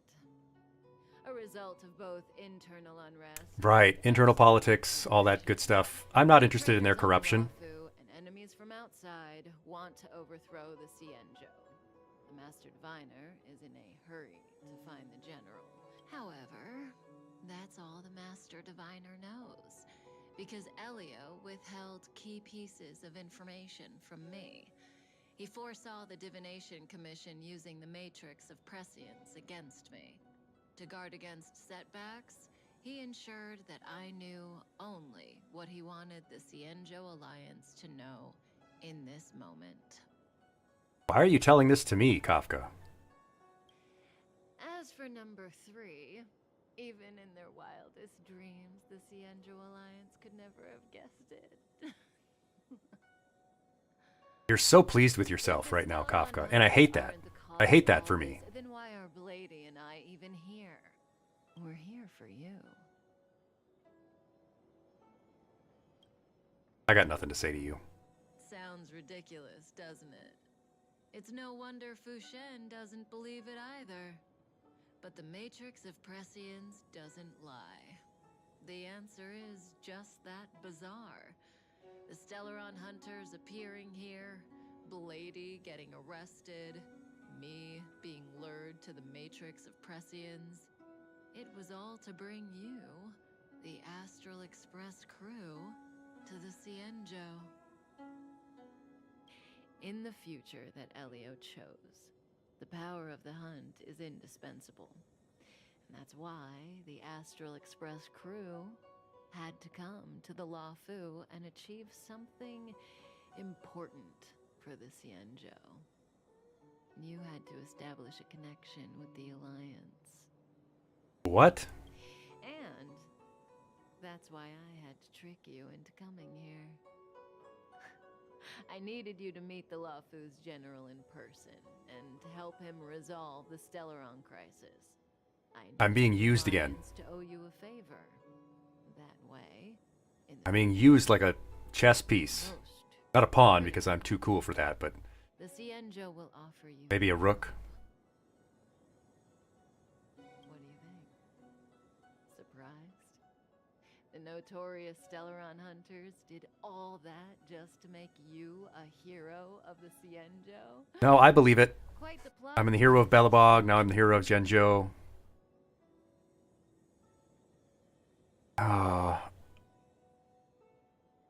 Can I just call her a name? Elio withheld key pieces of information from me. The future holds endless possibilities. Knowing the right thing at the wrong time could spoil all our hard work. But I am being used. I don't want to have a destiny or a fate that tells me what I am or what to do. In the best and the worst cases, you will eventually have to face Nanook. Nanook of the North? And when that proportions that Nunu? neither you, nor I, nor the Astral Express will ever be able to reach. In the vast majority of futures, that's when destiny ends. But if we follow Elio's plan, there may be a glimmer of hope on the horizon. You know, even eons can be killed. I mean, that's true.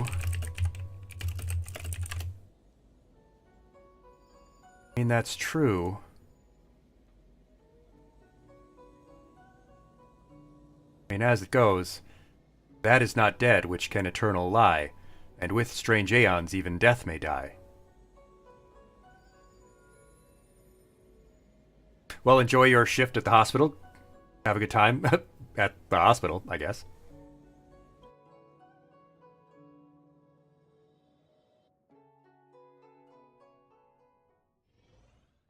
Currently at the other end of Lafu. Hey, Lorcha. You didn't finish telling us about the propagation. Keep going. It's interesting. Ocha. I forgot that this was happening. Huh. Weird. I forgot that we'd left Don Hung over here. There is no true invincibility or immortality in the world. Such exaggerations are born of the perspectives of ordinary beings. Nonetheless, Not like me, I'm not ordinary. orchestrated the fall of the propagation. That eon was slain at the hands of another eon. I don't understand. They're all eons. Why do they want to fight?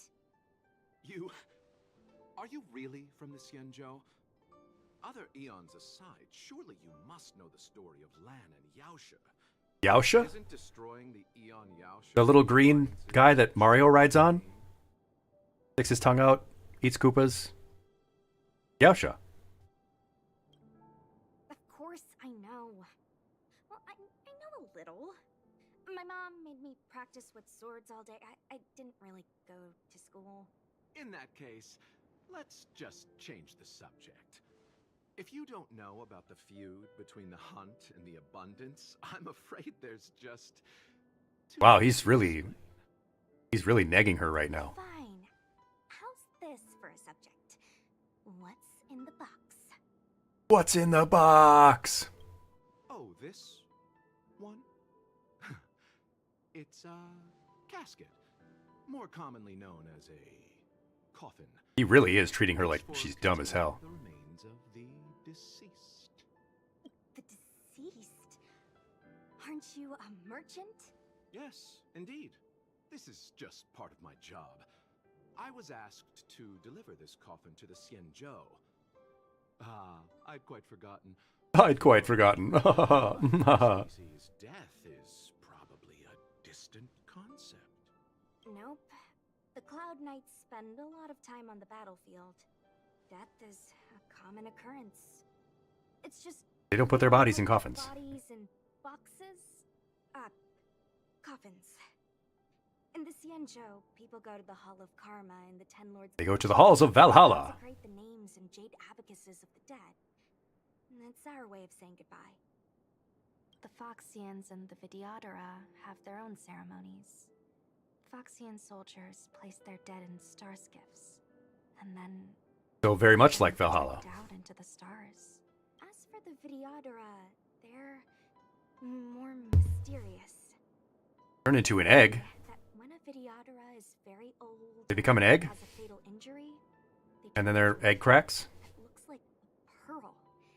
When the shell breaks, they come out looking young again. So they become an egg, and then their egg cracks, and they come out looking transformed?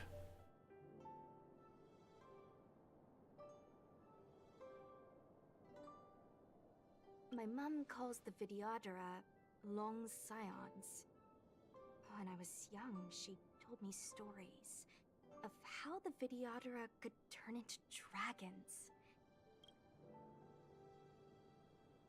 Only special Vidyadhara can turn into dragons, like Trogdor, the Burninator, burninating the countryside, burninating all the people. Their thatched roof cottages. Your mother is right. The Vidyadhara are long scions. They are descendants of the Aeon of Permanence. That was why some, but not all, could turn into dragons. The power was a rare inheritance, passed down only to those who could successfully complete numerous rites and challenges. What if they could complete numerous lefts? It was hard to say whether it was a blessing or a curse. I've heard the story of Long the Permanence and their descendants. Many myths and legends praise the Aeon for a rich and immortal life, but for some reason, the Aeon disappeared among the stars without a trace.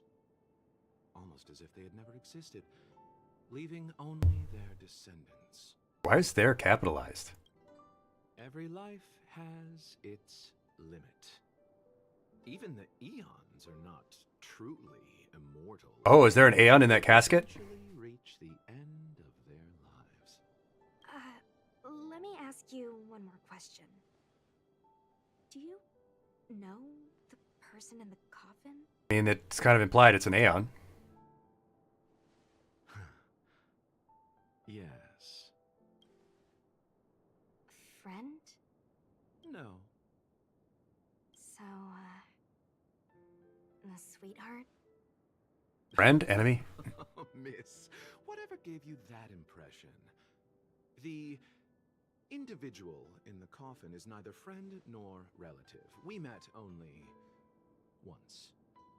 By chance, I made someone a promise, and so I have to run this errand.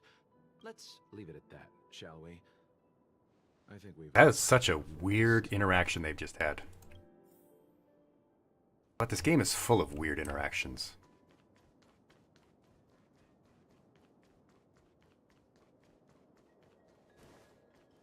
Get away from me, abomination. I want to fight you. I don't want to kill them. I don't want to kill anybody. Looks like someone's hurt. The bugs are back. Silent but deadly. I need to dig them out with a screwdriver. Together. If we take them out quickly, we can rescue the girl. What happened to us letting you complete? Enough. Let's go. Yeah, let's do it. Let's kill. I need to kill. These Marastruck got me feeling like Magnus Carlsen. I need to kill. Want to see what I can do? You.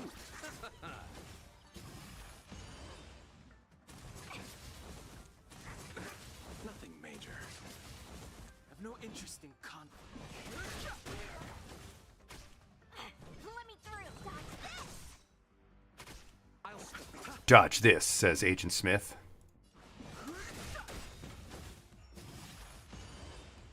The truth of life and death, revealed in an instant. Get destroyed, buddy.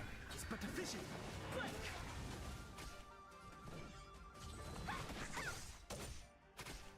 Receive divinity. Yes, give me divinity. Eternal the dead return.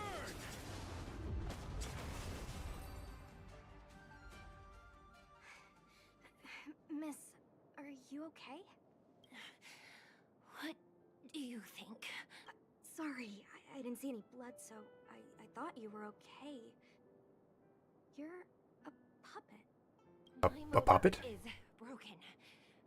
I can't. They have robots? They have androids? They have android girls? You a Cloud Knight? Good. Take me to the Realm Keeping Commission. Locha, silent but deadly. Silent but deadly, she called him. Like a fart. Like a fart, and he's a wind adept. That's funny. As a Cloud Knight, I must prioritize her orders. I'm sorry. If I'd known, I wouldn't have got you to come with me. You'd probably be there by now if you'd gone by yourself. Yeah, thanks for your help there, Shushang. To have some medical knowledge, perhaps I can treat the young lady's injuries. She's a robot. Did you not hear the part about her being a robot? Oh, it's just... she's a puppet. I think we should just take her to the Realm Keeping Commission. What's this we shit?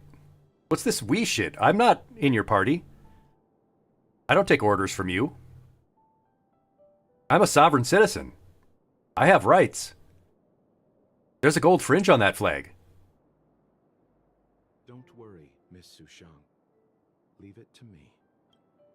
You might get an aching or numbing sensation, but it shouldn't be too painful. Do you think you can hold still? It won't work.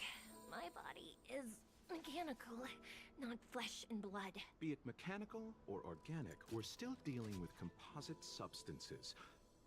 I just hope you'll tolerate my methods. That is curious. Curious. Oh, I have her. I do have that character. Oh, what kind of medical knowledge is this? Abundance. Yeah. Oh, yes, yes. Very good. We, no longer need to return to the Realm Keeping Commission. The mission continues. As a judge in the employ of the Ten Lords Commission, I am forbidden from interfering in the affairs of outsiders. However, seeing as you came to my aid, a word Yeah, I did help you. leave as soon as possible. Trust me, I will.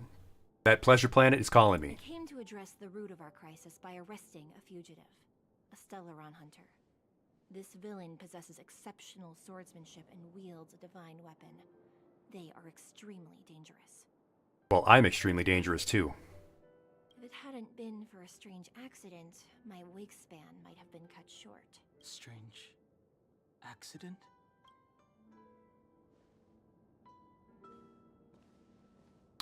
Why are you moving your hips like that, lady? Oh, you are a robot. Come with me. Okay, Shuyi. Juyi. I don't know how to pronounce her name. I've never seen anything like it. It looks like the Statue of Liberty's torch. Meanwhile, in the Divination Commission. You know, Meanwhile, back at the Batcave. eons can be killed. So your plan is to kill an Aeon. Are you kidding? That's not what Then why did you say it? Stop giving me riddles, lady. I just want to tell stories from the past. Stories about eons that have fallen. Lon the Permanence, Drilla the Beauty, Anna the Order, Tazeronth the Propagation, Akivili the Trailblaze. The Akaviri are in this game? I thought they were from Skyrim. These names were once known all over the universe. Now they've all but disappeared, leaving behind only masterless paths. And currently, there are 3 ways an Eon can perish known to humanity. 1. Paths with overlapping concepts will eventually collide, and the broader path will engulf the narrower one. That's how Enna the Order was assimilated by Shipe the Harmony. Okay, so assimilation, the Borg are in this game too. 2. In a war between eons, the stronger side will annihilate the weaker one. That's how Tazeronth the Propagation fell. Under the guidance of the Hunt, the Cienjo Alliance travels the universe exterminating abominations cultivated by the Abundance. What? So the Hunt is culling living beings? So, the Cienjo too are engaged in this process.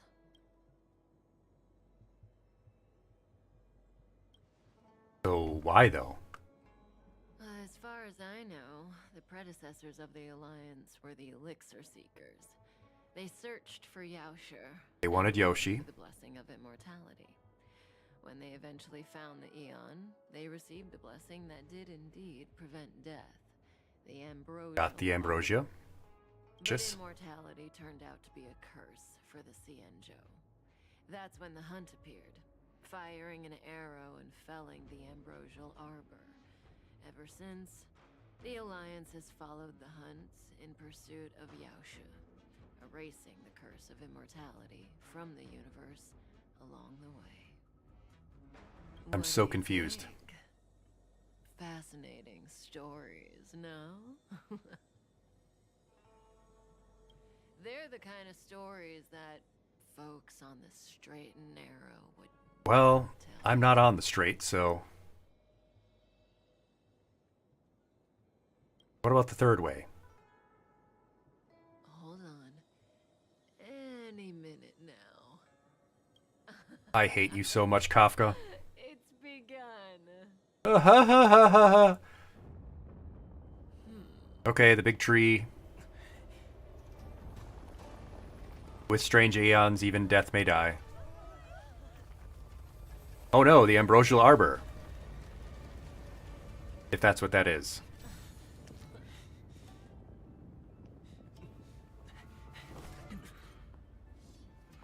Let's go, Blady. 2 more places to visit.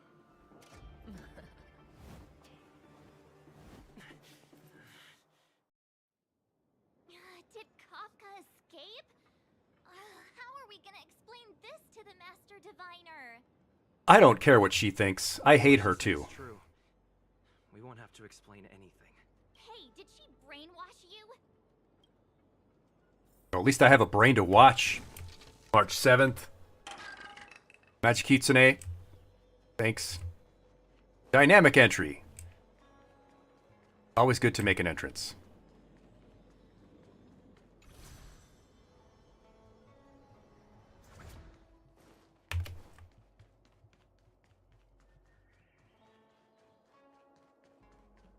Alright, Ting Yung.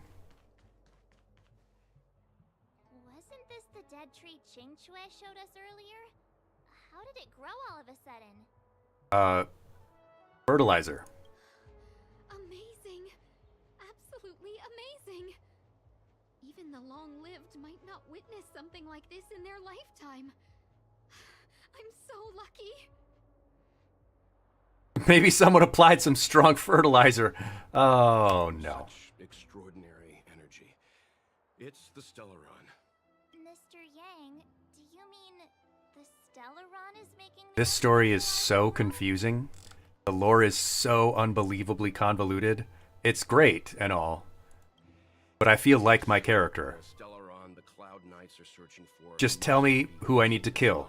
I need to kill.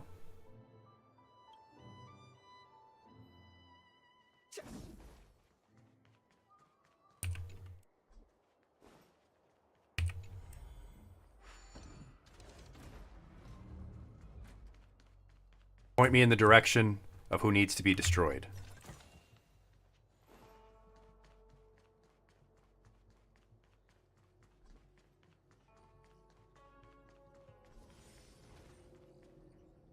And here we are. Unless Kafka deceived the Matrix of Prescience. Yeah, hey, General. You know that whole thing about how you deceived me? Stay calm, Diviner Fu. The Matrix of Prescience does not lie. The logic you have laid out concerning Kafka makes sense. It has helped me to fill in another piece of the puzzle. I agree there is a hostile external force at work on the Luofu. The Stellaron didn't appear out of thin air. Someone managed to sneak it onto the ship. Oh no, the disciples of Sanctus Medicus. Luofu's internal strife. I believe we are dealing with the Saint so-called Medical? disciples of Sanctus Medicus. That shadowy organization of the denizens of abundance. Oh, it's Lelouch. It's Laucha. Kafka's revelations confirm my suspicions. General, when did you have these suspicions? The moment the planter of the Stellaron revealed himself. The Xianzhou has the blessing of the Rainbow Arbiter, and only another Eon's Emanator would be capable of sneaking onto this ship without my knowing. We are dealing with an external threat. The Stellaron corrosion continues to flood into the ship. That's bad. It bypassed both the seat of divine foresight and the shackling prison. There is forethought here. Our enemy must have had access to Luofu intelligence for things to Luofu intelligence doesn't seem very intelligent now, does it? The Stellaron hunters aren't the ones behind the curtain. No. As soon as I set eyes on Blade, it was clear to me. But why is he here? Yeah, exactly. Why did he draw the Astral Express? Nevertheless, Lady Fu, your intel means the puzzle is more complete than it was before. These Stellaron hunters are a captive. General, we must. Yeah, I'd like to captivate them. The Ambrosial Arbor. Yeah, the big tree. No need to search high and low. The traders have planted it in the Ambrosial Arbor's delve, thereby causing the tree to grow once again. The disciples of Sanctus Medicus couldn't hold off any longer. Yeah, they really needed to grow their tree. Is a turning point. A problem is easier to resolve when you know where it lies. Wow, that's a great little truism there. Thanks for the hot tip. Am I coming up with a plan again? Of course. I'm sure you have a countermeasure at the ready, Master. Yeah, I'm sure she does. She certainly seems like someone who can handle this. Convening the Cloud Knights is our immediate priority. We must head into the roots of the Must have the blades. Collect at Cloud Ruler Temple. And prevent the Arbor's resurrection. As ever, the Master Diviner's omniscia provides for the fastest solution. What? All she said was, let's go to where the bad guys are and kill them. I have known the Stellaron's location. If I could get her job by saying that. So why have I held back our forces? General? Well? You're a scoundrel. Pulling up the grass requires removing the roots. The disciples of Sanctus Medicus have chosen to make their move now. Which means the Cloud Knights have the situation under control. Oh, you let them think. They thought that they had you on the run. You've been sitting on that this whole time? How will you justify the losses if something goes wrong, General? Please, Lady Fu. I still have forces to deploy. Oh, and you've got me to do your dirty work. And the Stellaron hunters were kind enough to bring us together with the Astral Express. How could I look the other way? Let me guess, you're gonna make me do more of your dirty work. The General's smiling again. Definitely Aaron's. It's my fault. I had higher expectations of the General. Well, that's okay. I had low expectations for all of you. Please, we can't keep getting them to do everything for us. Since when did we run out of people on the Luofu? Well, we've run out of competent people on Luofu, it seems. Why are you staring at me? Do I need to remind you, General, that the Ambrosial Arbor's access point is a closely guarded secret? Allowing Outworlders would be... A violation of the rules and regulations. I would like to remind you, Lady Fu, that the Xianzhou comes before its rules and regulations. Yeah, the Zhenshu always comes first. In times of crisis. As such, I am about to make a decision that runs counter to those rules and regulations. Oh, decisions plural. Multiple. What a rare pleasure. Lady Fu, I hereby issue you with the military tally. The Cloud Knights will be under your control. You will act in concert with the other forces. I didn't agree to this. To the Ambrosial Arbor through the Alchemy Commission delve. Under my control? You've been eager to discover for yourself what it is to be a general, have you not? Oh yeah, I'm looking forward to it. And now suddenly... Understood. As you wish. As for Did I ask for this? Friends, I hereby formally welcome you all to join our operation to seal the Stellar. Oh, you welcome me to join. I don't have a choice. I've been voluntold. Lady Fu will deploy the Cloud Knights, but I would like you to set off in advance. Take a shortcut through the Artisanship Commission and convene with Lady Fu further down the line.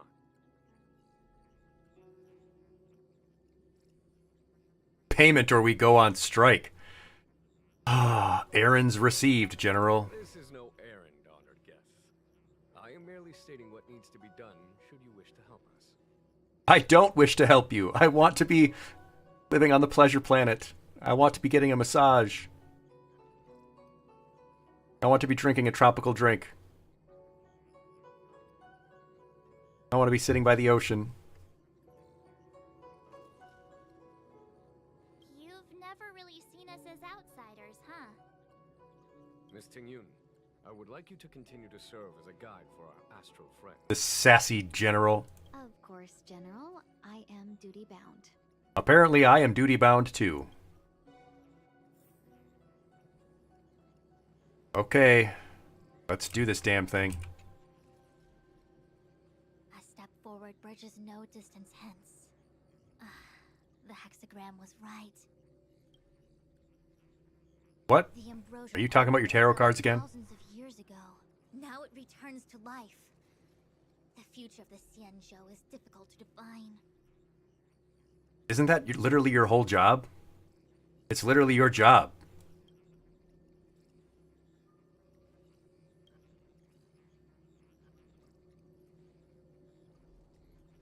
Let's just go to the Artisanship Commission and get this over with. Delegator at heart, isn't he? There isn't much distance between the Artisanship and Alchemy Commissions. I'm afraid the former is likely also facing imminent catastrophe. I mean, it seems like the whole planet is facing imminent catastrophe. Or planet ship, or whatever this is. I will lead the way. Yeah, lead the way. Point me in the direction of who to kill and how to kill them. Lady Fufu. That was all I needed to do. I still have important tasks from the General to attend to. Go carefully, all of you. Wait! Master Diviner! Can you divine our fortunes for us? Is there anything we need to watch out for? March, unless she can give me the next Powerball numbers, I don't care. No need. My Omniscia has seen that your journey will be auspicious. Everything will proceed smoothly. Are you sure? Well said. Thank you for your assurance, Master Diviner.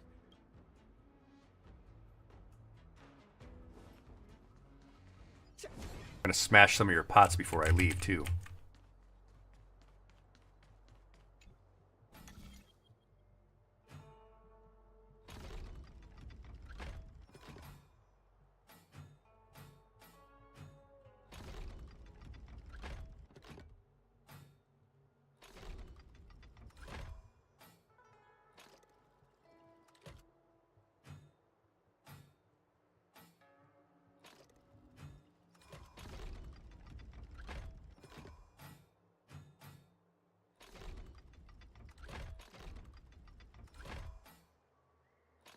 There we go.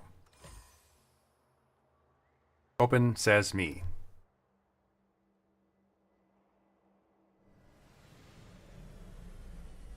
Give me my reward.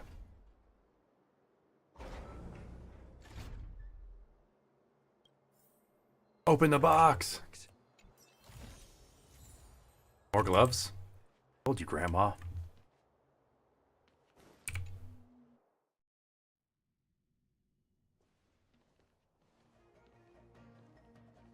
Huh? Look at all the people gathered here. Oh, is traffic backed up? I mean, we're kind of on official business. Can't you just tell them we're commandeering this boat? I'm kind of a big deal.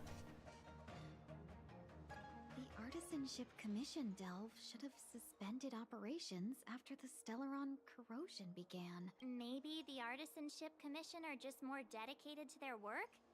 The Divination Commission's diviners aren't exactly a hard act to follow. Oof. At the end of the day, work is work. You need it to live.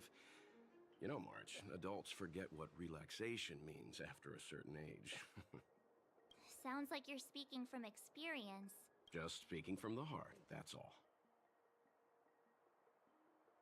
Maybe they're here to welcome us.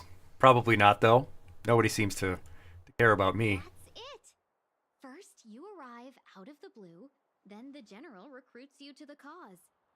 It's like the stories where Imperial heroes bring salvation to the No, world. I'm not here for your empire. I will not support your imperialist ambitions. Still, it doesn't look like they're rolling out the red carpet. We might be getting ahead of ourselves. The Artisanship Commission is full of workshops, buildings, periodically stirring up trouble is part of their tradition. It seems like the craftsmen are too afraid to go in. Well, I'm not. Either way, we'll have to go in. Let's ask around first. No, I think I'm just going to run right in. I think I'm just going to Leroy Jenkins it.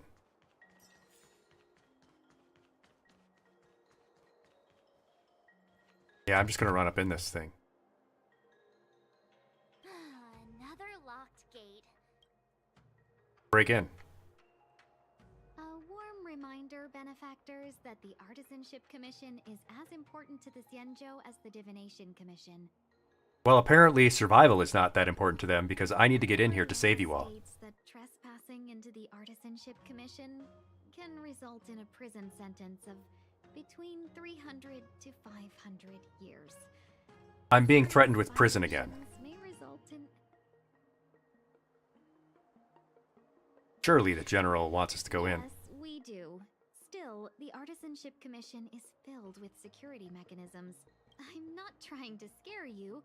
I'm simply suggesting you ask the craftsmen to see if they can provide an insider like Ching. It seems So I need to ask the little labor reckless union. to charge in when we don't. Okay, fine, I'll ask your workers. What's up with your Beatles ass haircut? Are you guys Cloud Knights? Are you here to save us? Do I look like a Cloud Knight? Your clothes. I knew I was getting ahead of myself. You're just tourists. Sorry this crisis came during your trip. I'm sorry it came at all.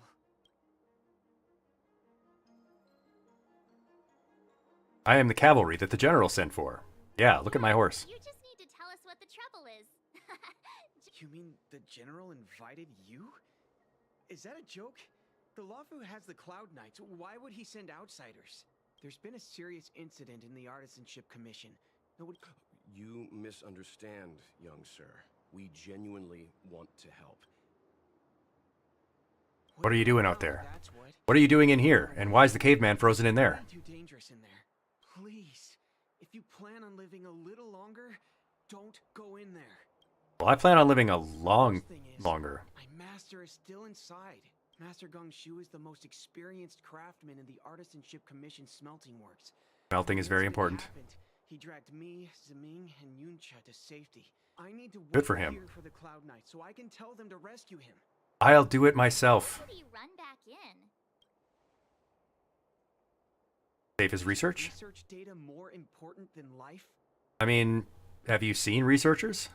I just heard him shout, "It's gone. We lost the furnace." Anyway. Oh, it's like You Chernobyl. said you're here to help us, right? I did say that, yes. 100%. You don't have to believe us. The Astral Express doesn't shout about its achievements. In that case, take this jade seal with you. If you find my master, please bring him out safe and sound. Don't worry, young sir. None of us would be able to graduate this year. Let's go. Oh, you only care about... Disaster. It must be the ambrosial arbor. That's probably it. What about the furnace his master mentioned? Ah, who cares? Let's run up in here. I'm ready. I need to kill. I need to kill. The Stellaron facilitated the resurrection of the ambrosial arbor. The severity of the corrosion becomes worse as it grows. Look, the roots are coming up through the ground. That's what roots tend to do, Tingyun. Work to do. That's typically what roots do. They come up through the ground. Is everyone around me a moron?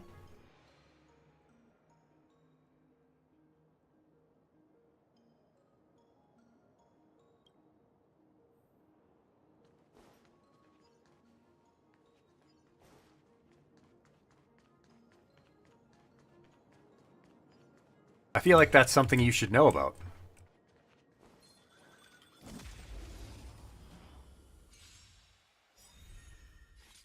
Open up the casket. I think this has gone pretty well, though.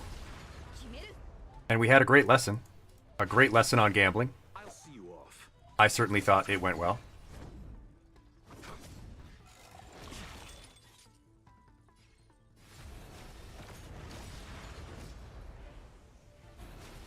I had a good time. I hope you did too. I hope you learned something. Reach the end of the story in your own way. Yeah, make sure you reach the end of the story in your own way.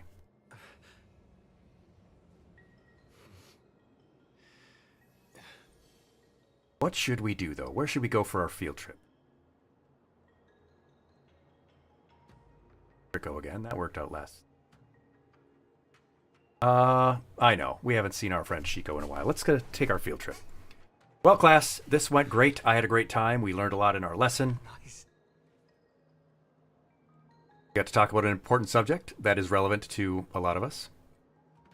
We will be back, and we'll be playing some Silksong on Tuesday and on Friday, and we'll have our next lesson, which will be about the flu. Our lesson was on gambling. It was on gambling and gaming, which included loot boxes and gacha. That video will be, well, the VOD will already be up on YouTube, but I will make an edited version that's just the lesson in our playlist, which of course you can see there.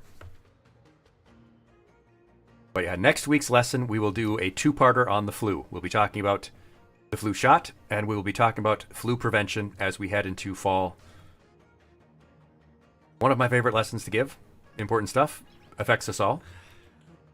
But we're going to take our little field trip. I'm so glad that you were all able to come and support our little educational streamer collective here, our little learning community. It means a lot to me. You could be spending your time any other way, and you chose to spend it with me, and that means a lot. So let's head on out into our field trip. We'll go visit with Shiko. Not Shiko. What am I doing? Shiro. Shiro Mutan. So let's do it. Let's go see Shiro, and I'll see you next time. See you on Tuesday. If you're not in our Discord already, you can jump in the Discord and hang out there too. Till then, though, that's all I got for you. Class dismissed.